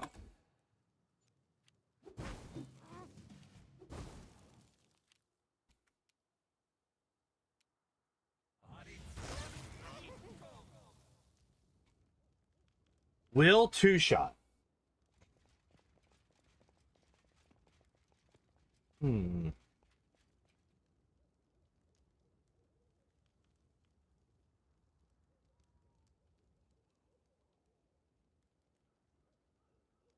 Man, the fact that we don't have. Oh, I should try Cloud Kill. Actually, okay. We're gonna try Cloud Kill on these guys. I want to try Cloud Kill on these guys. I want to see what their fort saves are against it.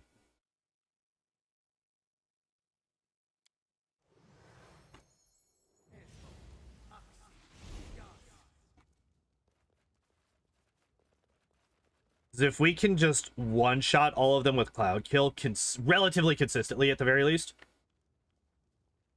So here's another question. If we just do Cloud Kill here.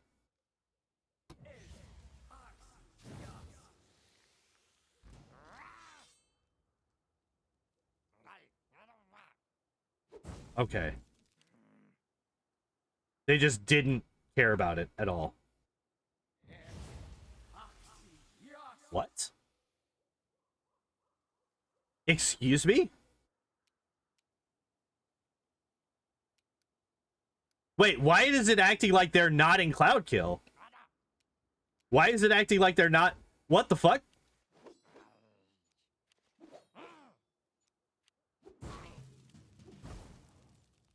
Okay, wait.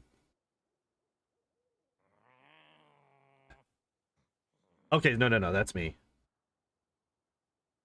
Reflex saving throw.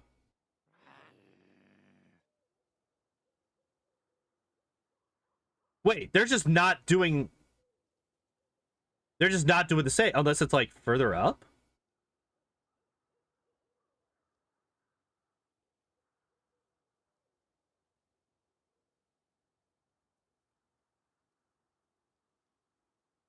What the fuck?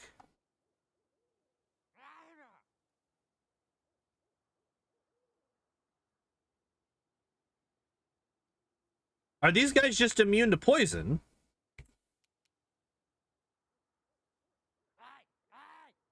God damn it.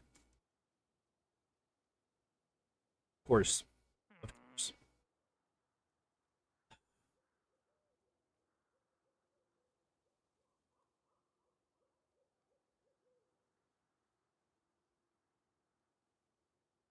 Because, yeah, they're just not... Oh, wait.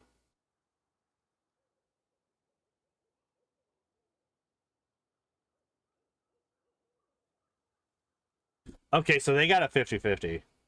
For the chemists, at least. But why aren't the Horse Reapers having to deal with this?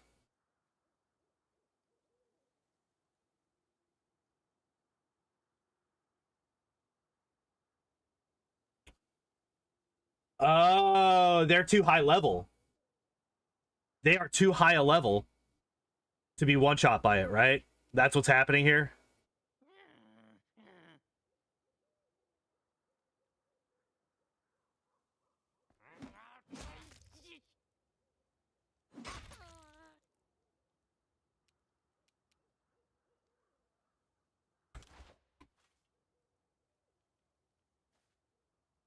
Yeah.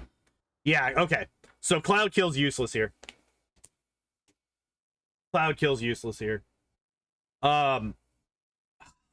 That sucks. I was really hoping that Cloud Kill could be more useful throughout the rest of, at least through Chapter 3. Because there's, you know, there's this fight here, and then there's also the fight in the Womb of Lamash, too. I was really hoping that Cloud Kill could be useful in there. But it looks like it really does just immediately fall off the instant we get past Chapter 1.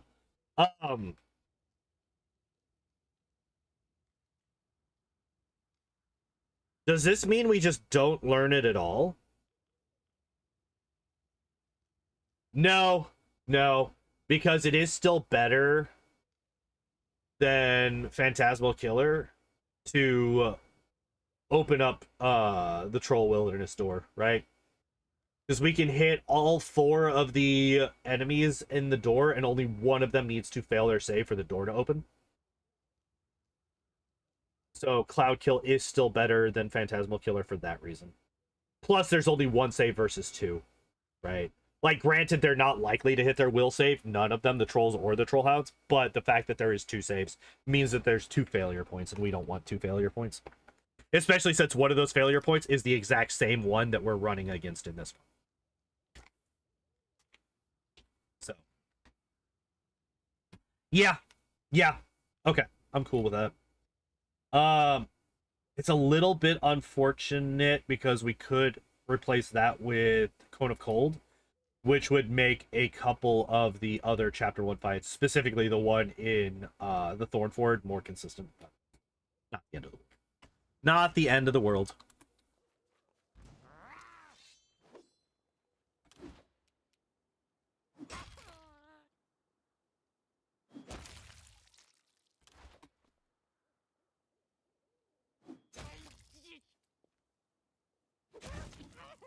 Okay. We run up here. Piss off this guy.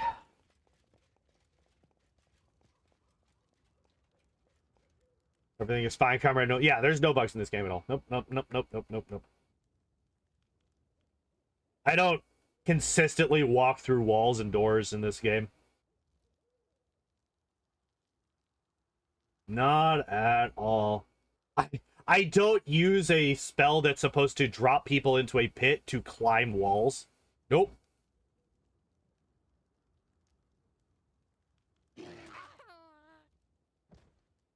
Alright. We don't go visible here, right?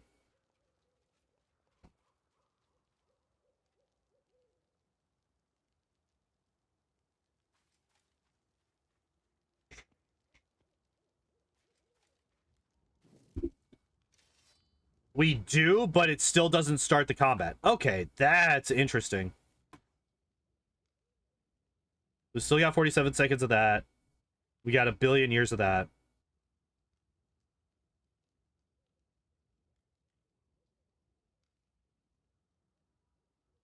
Okay, so we're gonna do the same thing, right? Sense vitals, greater invis. We do want to have turn-based on for this, because that gives us a full round of attacks before the bear. Yeah, okay, so that's fucking easy. That's fucking easy kill. Okay, cool. Cool, cool, cool. So we've only needed these spells for... Oh, wait, that's something that I should actually have in my notes.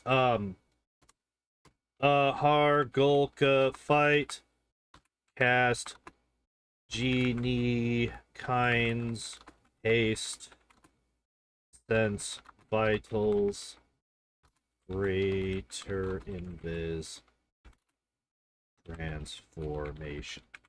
Okay.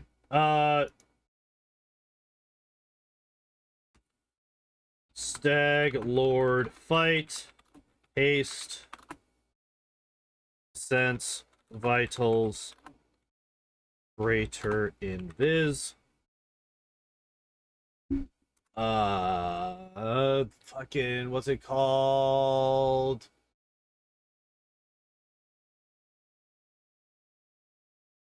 The place where we fight the dogs, the hog, and the frogs. Why can't I think of it? Like the something something of the elk. Temple of the Elk, Temple of the Elk. Temple of the Elk. Haste. Sense vitals. Greater invis. Do we even need any of those? We need greater invis and sense vitals, not haste. Sense vitals. Greater invis. Chain lightning the frogs and dog. Frogs, dogs, and hog. Then go melee the bear and finish off the hog with the axe. Okay. I think that's all of the... Okay, so here. Goblin Village. Haste. Did someone say frogs? Yes. We kill 3 of them. Only 3 of them. Hi again.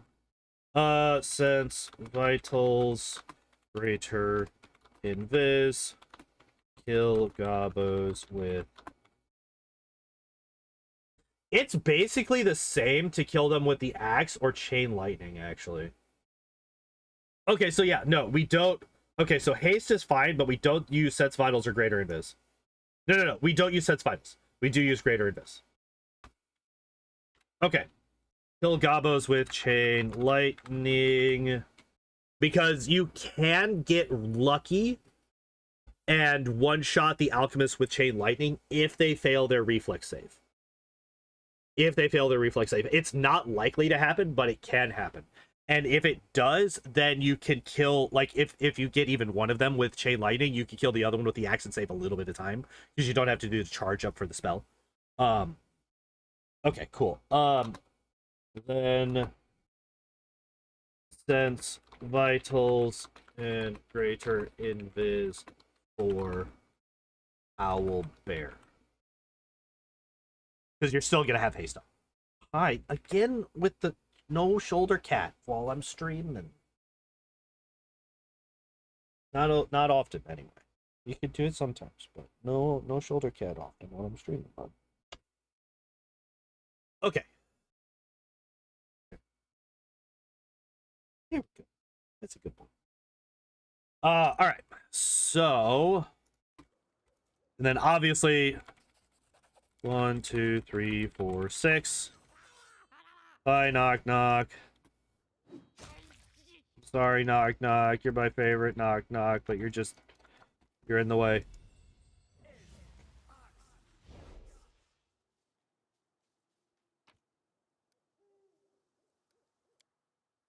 Okay, cool. That's that done.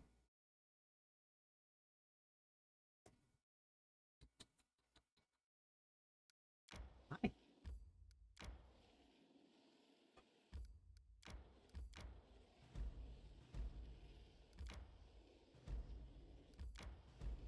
Yeah, because I think minimizing the number of spells that I cast per fight, that's actually going to be a fairly important aspect of saving time.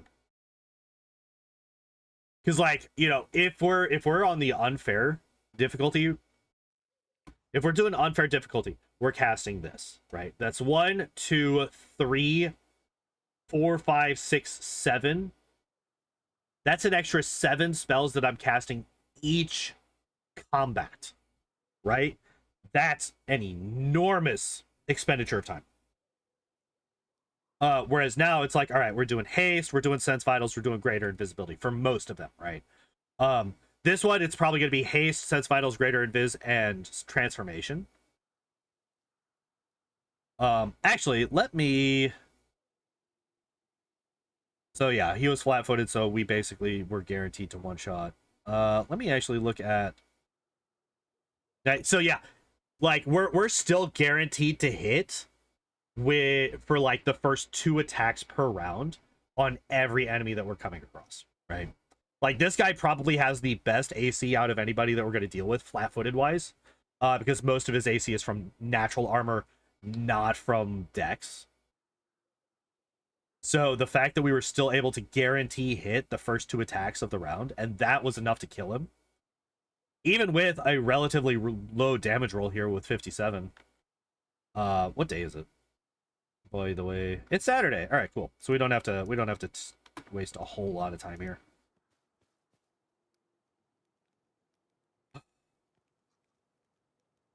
Okay, so that would be Sunday.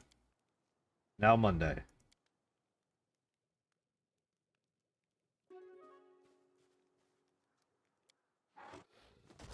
Really?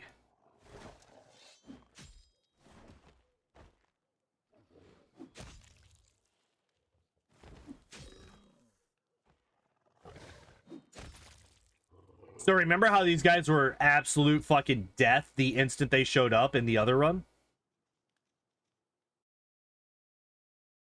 Because that's actually one of, I think that's literally one of the things that happened. All right, what do we get literally nothing from them. Okay. It is now Monday. Yep.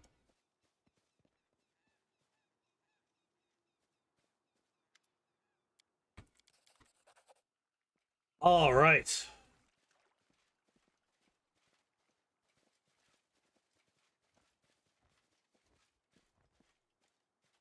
So yeah, in this, how important is enlarged person in this? I don't actually think that it's that important for us because we're not getting cleaving finish off on people, which really kind of sucks, right?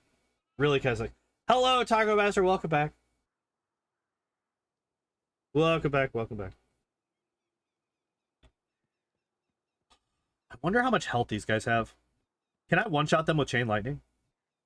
I wonder. I'm gonna try to. We're gonna try that. First off, we're gonna not buff at all. We're just gonna spam Chain Lightning and see how long it takes to kill them. All right, so saving.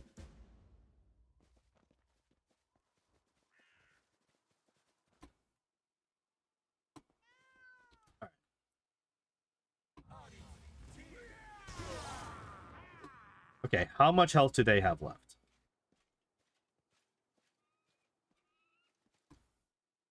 Half. Okay, so actually Chain Lightning almost killed them all.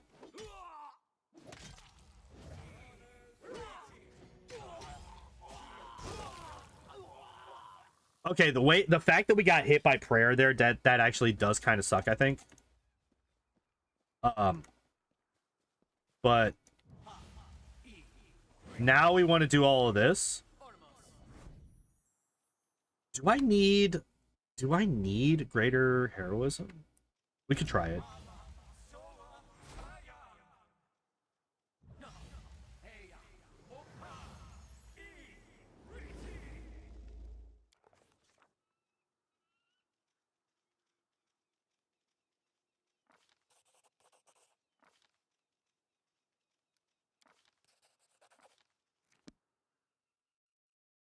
So, do we hit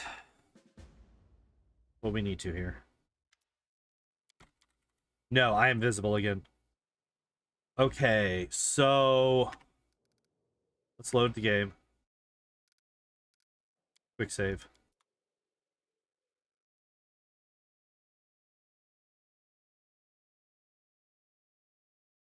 What were the rolls and what did I get?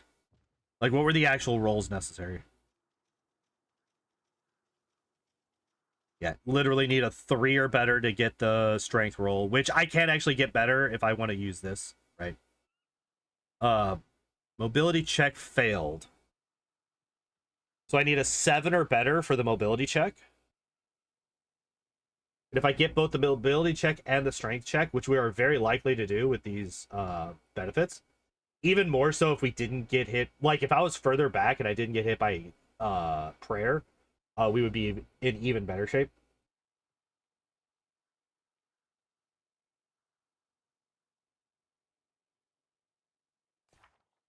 Do I have any level 2 spells that I'm not using? Yes. Hideous Laughter. We could actually grab what's it called? Cat's Grace. We could grab Cat's Grace specifically for this. That'll give us an extra +2. That means that we only need a 5 or better, right? Technically I could also use Reduce Person to get it even higher, but at that point we're trading a benefit to our strength for a benefit for our dex, which we need both of them for this, right? So we don't really want to do that. So, okay, so I think what we do here is I think we actually do... Okay, so that means that I want to change my build very slightly. Lantern King build. Let's go in here.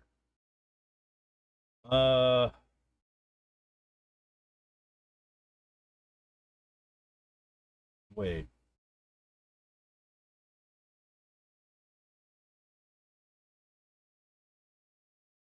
Your image doesn't matter. Ah, there it is. Okay. So, cats. Here. It seems as if I may have accidentally gotten rid of a spell. So let me take a look at this. We have a reduced person, we have a enlarged person. Cause Fear is a bloodline spell. So this was one that I got. Okay, so this one does matter. Okay, gotcha. Doesn't. Okay. I apparently had accidentally just like fat fingered a couple of buttons at one point while I was on here. That line for that level 1 spell that I was not caring about literally just had $C in it. It's like, oh, that's obviously not what's supposed to be there. Yeah, a lot of these are just, yeah, see, lightning bolt, that doesn't matter. Hold person actually doesn't matter. Literally the only 2 spells that matter for level 3 are haste and dispel magic. The others are just useless. Dimension door, greater invis. Reduce person mass is a level 4 spell. Interesting.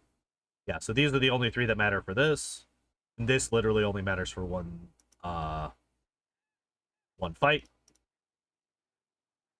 Cloud kill, genie, kind, echolocation. Yep, those are all important. Chain lightning. Yep, these are all important. Okay. So yeah, we do want to do this. Dex is up. Yeah. Oh wait. If we have transformation here, we actually get the... Okay, so wait, no. That actually doesn't matter, right? Because we get a +4 enhancement bonus to strength, dex, and constitution with this spell. So we don't need Cat's Grace because we're already getting a +4 enhancement. Okay, so actually, let me go back. This doesn't matter. Changing it back. Okay, so this and this. So that does mean that as things stand right now, unless I want to change my actual ability scores, which I don't, the best we could do is a 7. We need a 7 for this mobility check. Which, like, still, that's only a 7 for a mobility check. That's not bad. So that should get us through this with all of our spells intact. It does not. Why doesn't it? What?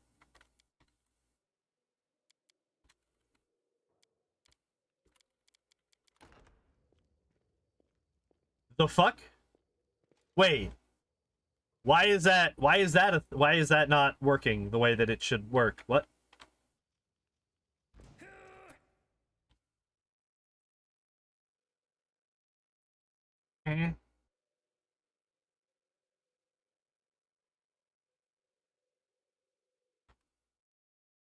Wait, we've gotten here with all of our spells intact.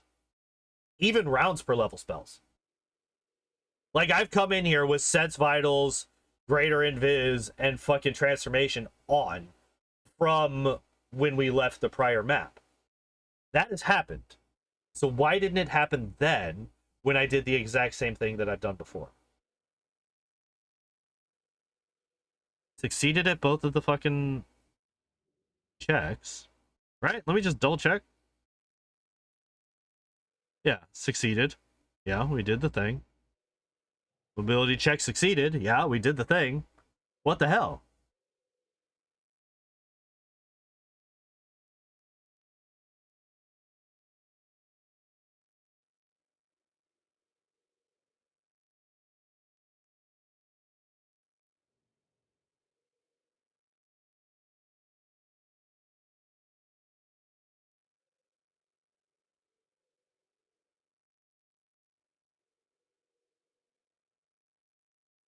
Interesting. Okay, I'm gonna try a thing.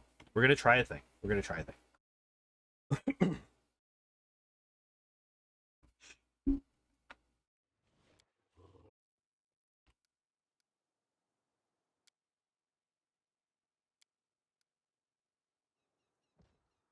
I don't think that this has anything to do with it.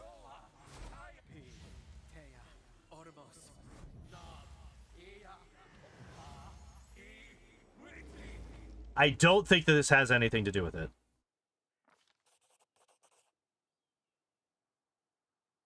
Really? I rolled a 1? Fuck you.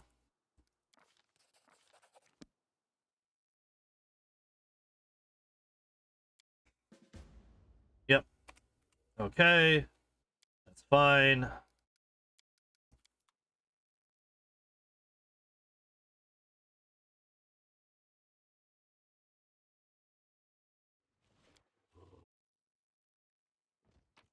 Oh, shit.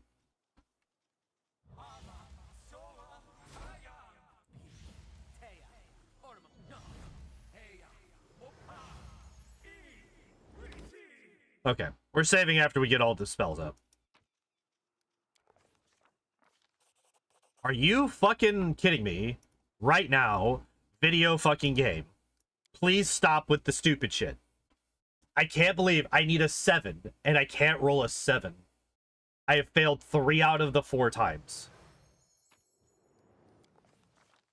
Thank you. Now I'm gonna roll a 1. Okay, we did it. I don't... Yeah, so it's just not happening now, and I don't know why.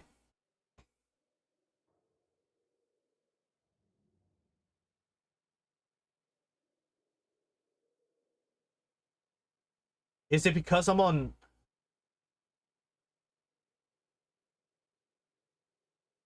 a lower difficulty?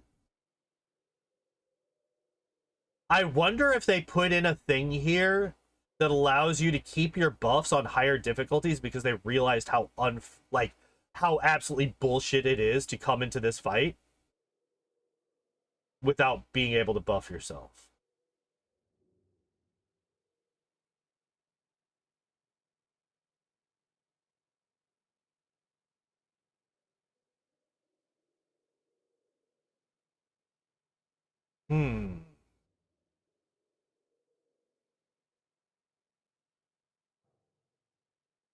Although, what I could do instead is if this consistently happens, what I could do instead is I could not have Keston do the investigation first. I could buff myself with just a couple of basic ones, basically just Sense Vitals and Greater Invis. Just Sense Vitals, Greater Invis. Okay, so we're gonna try that. All right.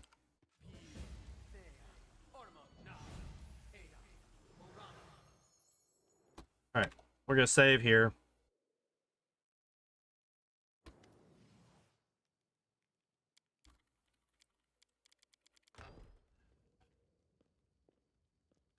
Okay.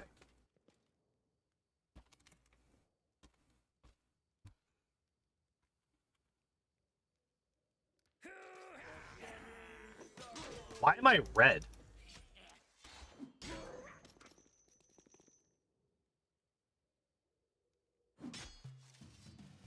Okay.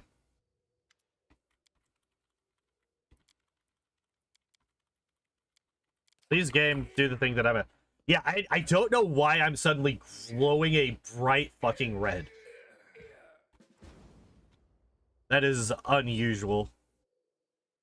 But okay, so that's actually not that big of a deal that we lose that. What it does do is it makes it so that I don't want to use those. Okay, so here, let me actually put that in the notes.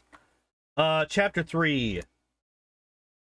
Chain lightning cultists to death. Stay out of range of anti-prayer. Buff with greater heroism for skill checks.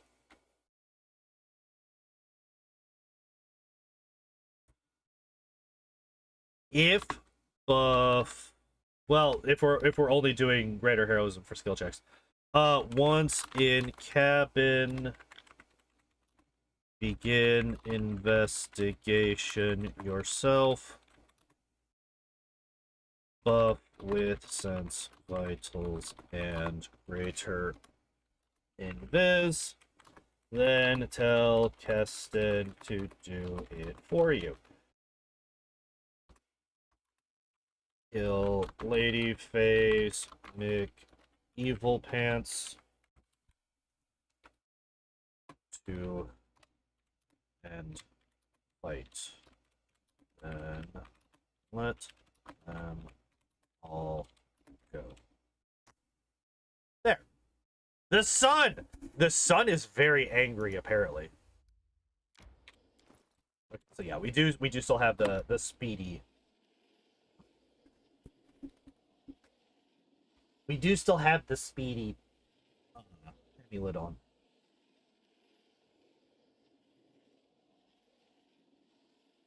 And while I think that we move around more here, I think we do move around more here than we do in to get to. Well, I don't know. Maybe not. Maybe not. That is a fair distance to get to Trouble back. We do go. Yeah, that's not really that much of a detour though. Literally just, and then we're there. Hi, it's a big cat. We have a Shelby appearance today. The rare Shelby appearance.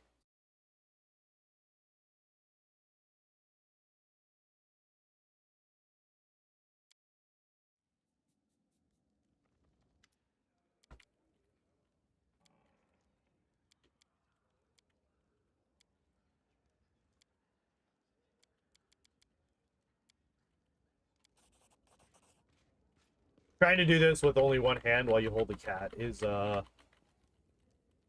little bit delayed.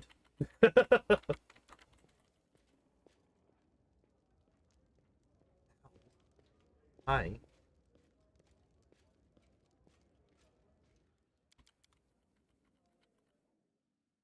Yeah. Right? So I expect us to be able to get through chapter 3 today. Uh which is good. That means that chapter 4 and 5 will go pretty quick because they're not going to be changed at all basically.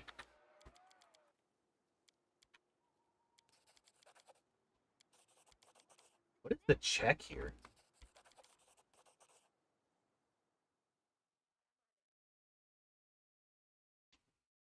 What are the checks here? Curious.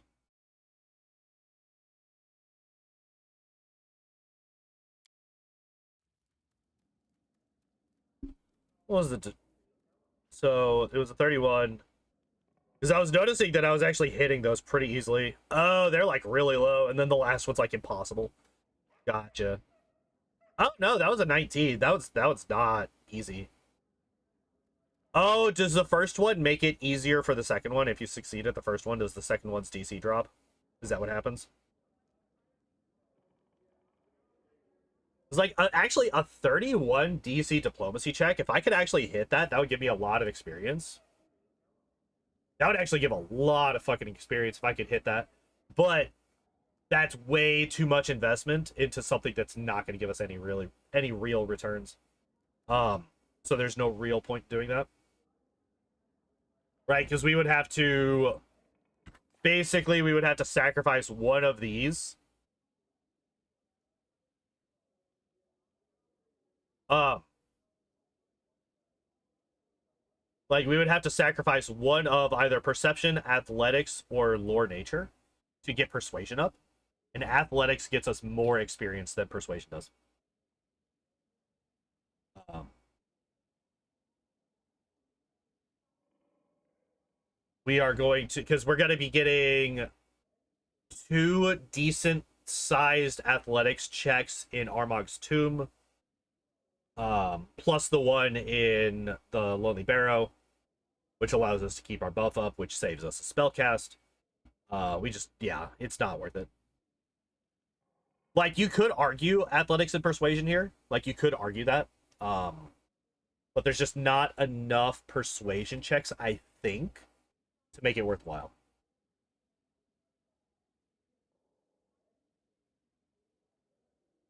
Gonna do another quick kitty cuddle break.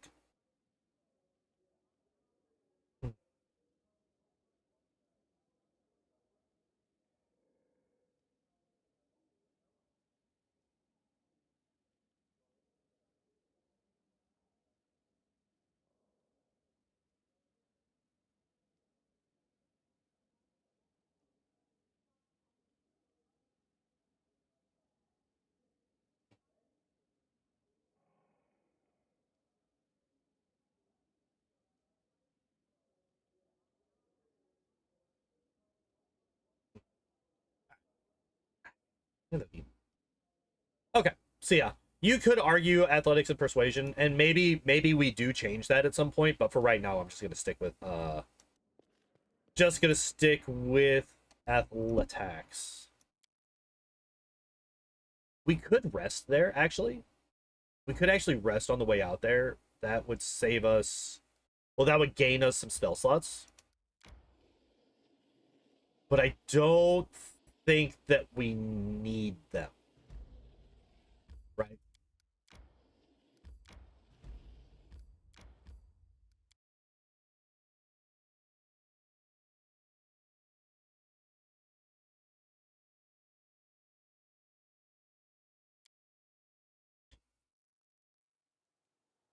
All right. So, haste, invis.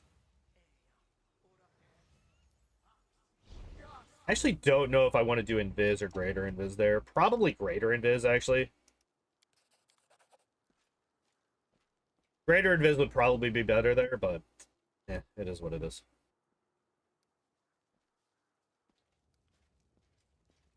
All right, let's make another save here. I think what we want to do...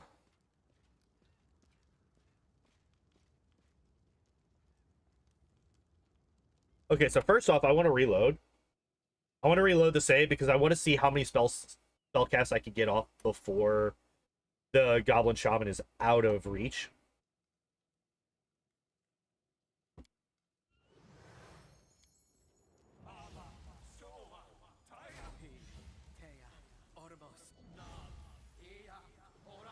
Okay, so probably only 2.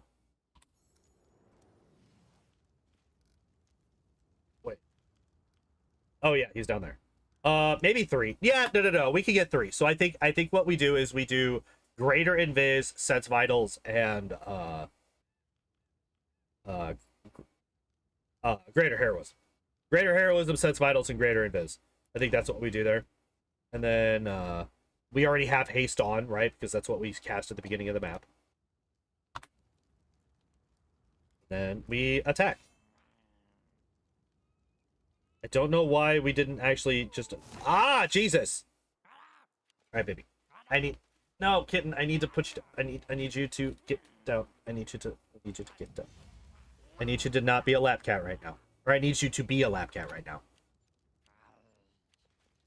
Okay, so that was a... We done the as somebody says, we done goofed.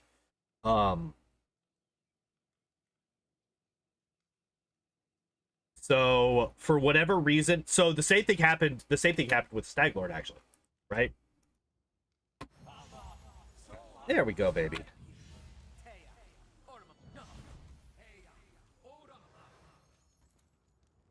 Okay, so yeah, we can get 3 off. We can get 3 off and then run down here and attack him. Why? Wait, what happened?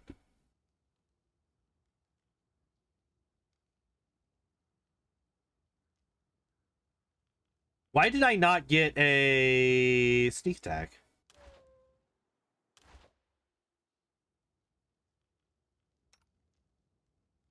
Why did I not get a sneak attack off, actually? Like, legitimately, why did that not happen? Not the goof! I know, right? Crazy. Crazy how it works. Yeah, and so we're double invised at this point, too, by the way, because we got normal invisibility and we're going to have greater invisibility on us at the same time. So we are double invised, so it's not like they're hitting us with a perception check.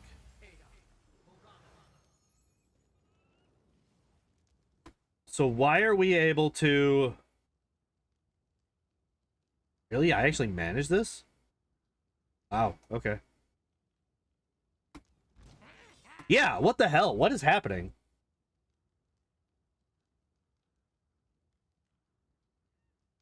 Maybe we enlarge person? Maybe we enlarge person so that we don't have to get quite as close to it, because it looks like it's that last little bit of space where we are getting noticed for whatever reason. So, what if we do this? It's a long cast, unfortunately.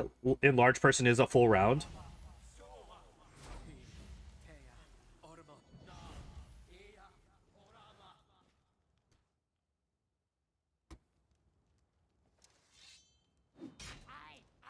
So we might have to do that.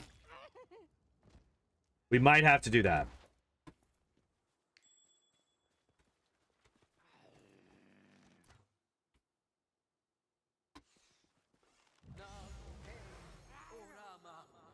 Yeah, we might have to do that.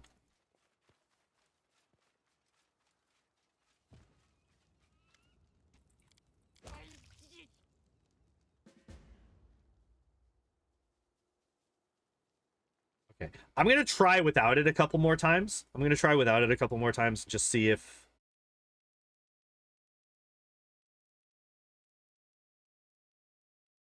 See if we can't get it to work. Because I don't like casting Enlarge person if I don't need to.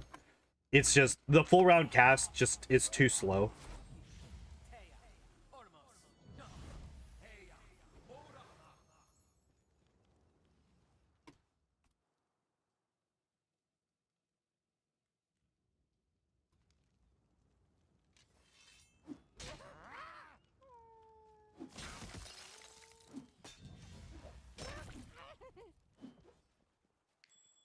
Interesting.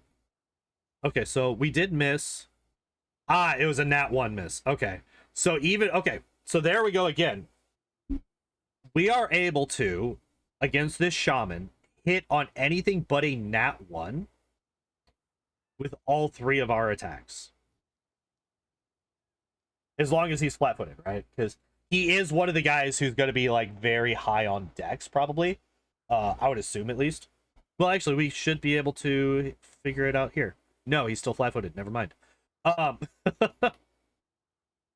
Okay, so we can do it without it. But how finicky is that? Was I just unlucky the first couple of times?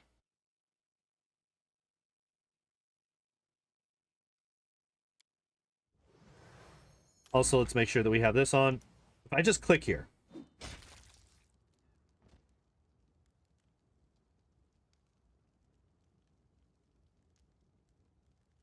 Interesting. I think I broke the game. What? I didn't know that that could happen. Wait, what? I think we're fucked. I think we're fucked.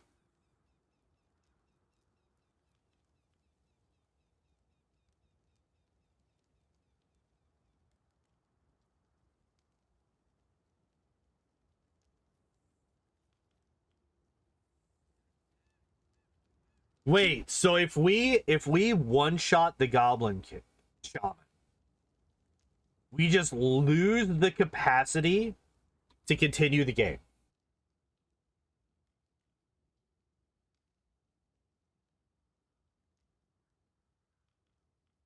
If we one shot this motherfucker, okay, so what happened? Okay, so what is supposed to happen?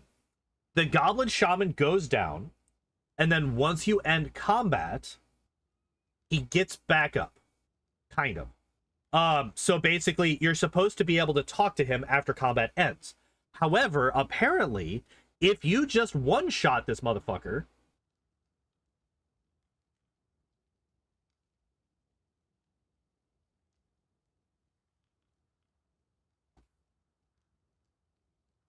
I'm gonna...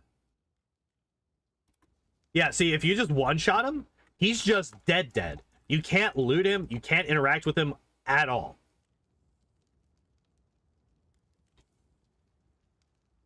Yeah, he's just bugged. Use a dagger or your claws instead? Maybe. Maybe. Let's see.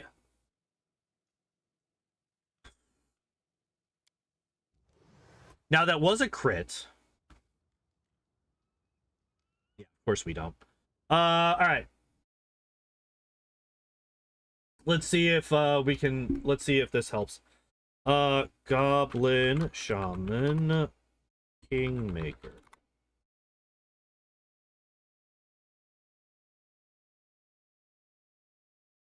Okay, on normal difficulty, how much health do you have? 175. Okay, so he is a level 14 cleric. So if you subtract 2 times 14, so that's 28 health, right? So that means that he has 147 health. So we one-shot him by 10 damage.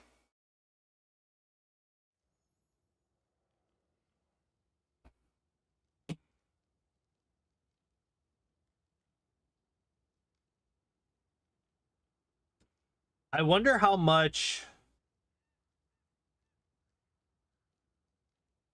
So the slashing, 46... 13 for 46 is about average. It's a little bit under average, but that's about average. I'm actually not sure. Okay, so what is one... Okay, so... Calculator. Let's figure out what the average damage here is, right? All right, so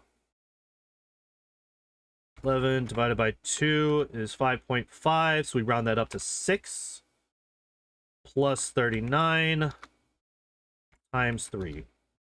So on average, 135 before the 4d6, right? So that would be what? 24 minus 4, so that would be 4, or 20 divided by 4 is 5. Wait.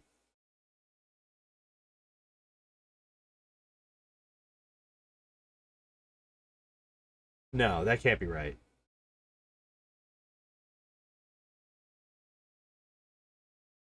That can't be right.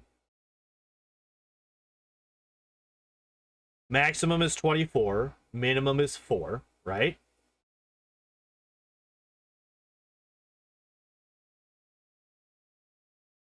So you subtract the minimum from the maximum, that's 20.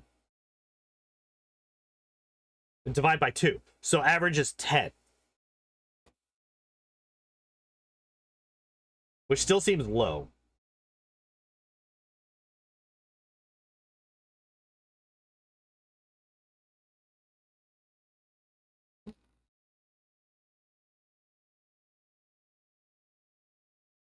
That still seems low. I feel like 12 is closer. Whatever. Anyway. Yeah, the chances that we hit... I mean, A, we have to crit, right? So we're guaranteed to crit if we hit the fucking thing, right?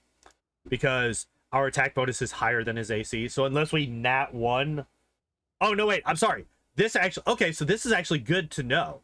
Because I actually always thought that if you rolled a nat 1 on a crit confirmation, it would not confirm it.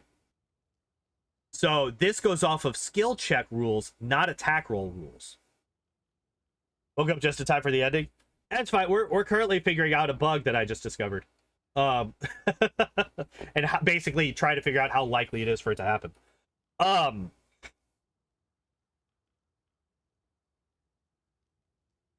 So that's actually good knowledge to have.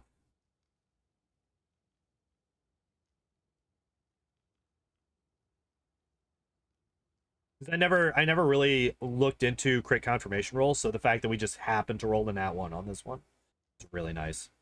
Hello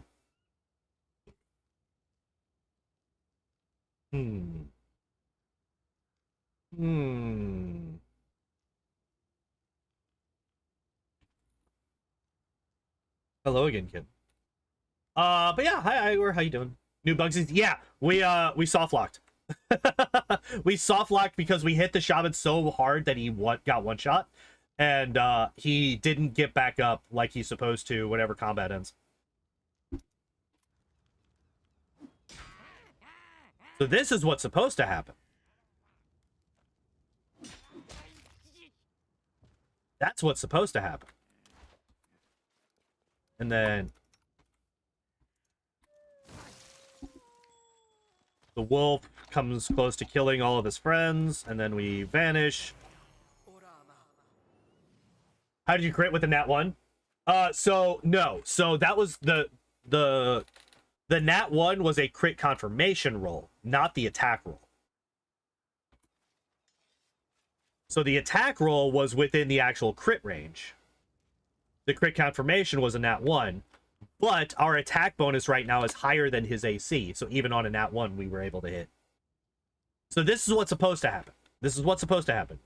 He's still down, but we could talk to him. That's when he dies. That's when he dies.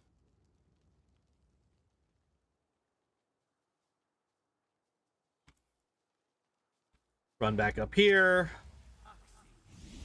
Come back down. Deal with the cutscene.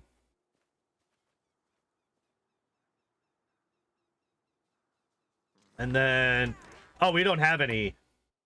We don't have any more chain lightnings. Okay, that's a little unfortunate, but it's not the end of the world.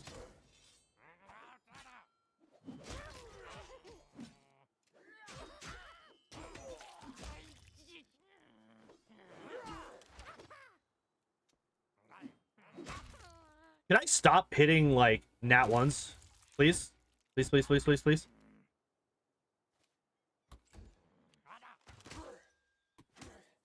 What do you mean 11 seconds? Alright, maybe I don't do that then. Nice crit.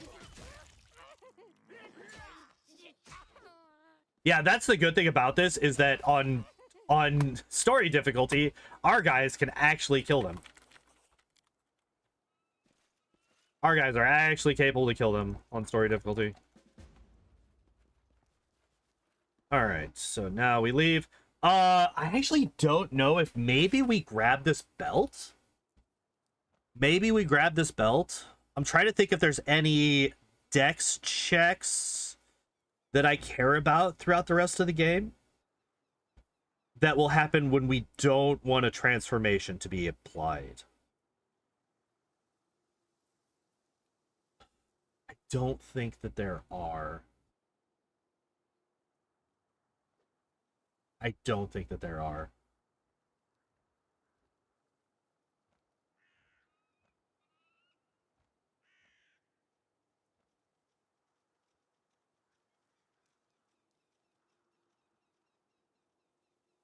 There are...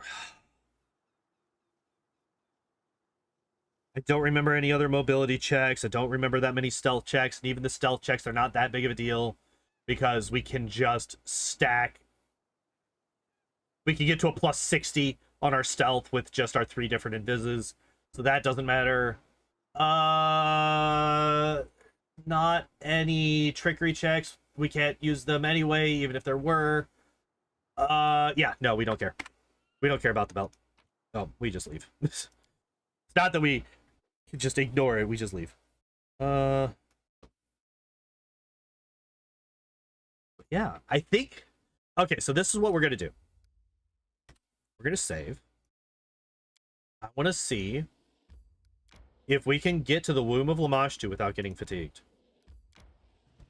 I think we still rest because we're like really, really low on spell slots. But I'm just curious. We can actually get all the way to the Womb of Lamashtu without needing to rest. I mean, I guess that's after we do this, right? So we are here, right? So yeah, okay. Still want to rest. Very nice amount of rations there.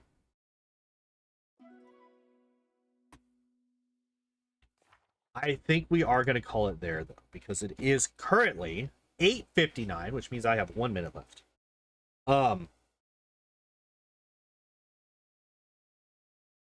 What we will do next week is we will do the Womb of Lamashtu, do the capital fight.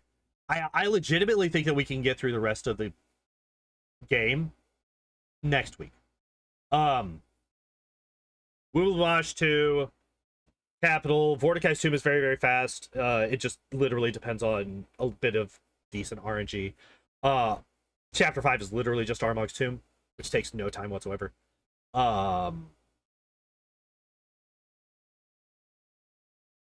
Chapter 6 doesn't exist. Chapter 7 is just the Castle of Knives and House of the Edge of Time, both of which are very, very fast. Chapter 8 is going to be where the next big juicy amount of practice and routing is going to be. I think a lot of, well, because like another thing is we have from this point onwards, we have the group fight in the womb of Lamashtu, the 2 Hydras and the Manticore in the capital, the big owlbear in the capital, Armagh, the Jabberwocks, and Nyrissa. That is 7 fights. We have 7 combat encounters left before we finish the main game. Lantern King fight itself might be tricky even on story. Nope. I've actually already tested that. I will be doing it again with this build because I was doing it with a different build. Slightly different, but it is still a different build. But yeah, I was able to basically one-shot every version of him. So, yeah, not an overly complicated fight. But yeah.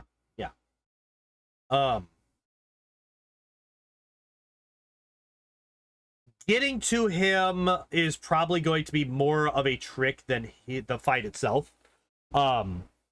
Because you have to deal with the curse. So that's another thing that I am trying to figure out is how best to handle the curse. But yeah, beyond that, for other things that we do here, tomorrow we're going to be continuing our Loader Woder playthrough, where we have Aragorn and the 4 hobbits all ready to go as of the very end of stream last Saturday. And we're going to be going through Canabras with those 5 characters. Yeah, it'll be a lot of fun. Doing that tomorrow. Off on Sunday, Monday night, as always. Tuesday, we are going to be doing the Arcanine solo run in Pokemon Red. And Wednesday, we're going to be continuing my very first ever Nuzlocke run. We are in Celadon. That's where we are. We are in Celadon. And we have lost a few of our peoples as of the last like 2 fights. We lost our Venusaur, who was basically the strongest Pokemon that we had, and we also lost our Seadra, who was who nobly sacrificed themselves to save higher level Pokemon. I cannot remember who I named them after, which is why I'm calling them the Pokemon names and not the chatter names that we were using. But yeah, that's the plan for the next week. Thank you everybody for hanging out and watching. I appreciate y'all as always, and as always, I hope you all enjoyed the stream. I hope you all have a good evening, and I hope to see you next time. Bye bye.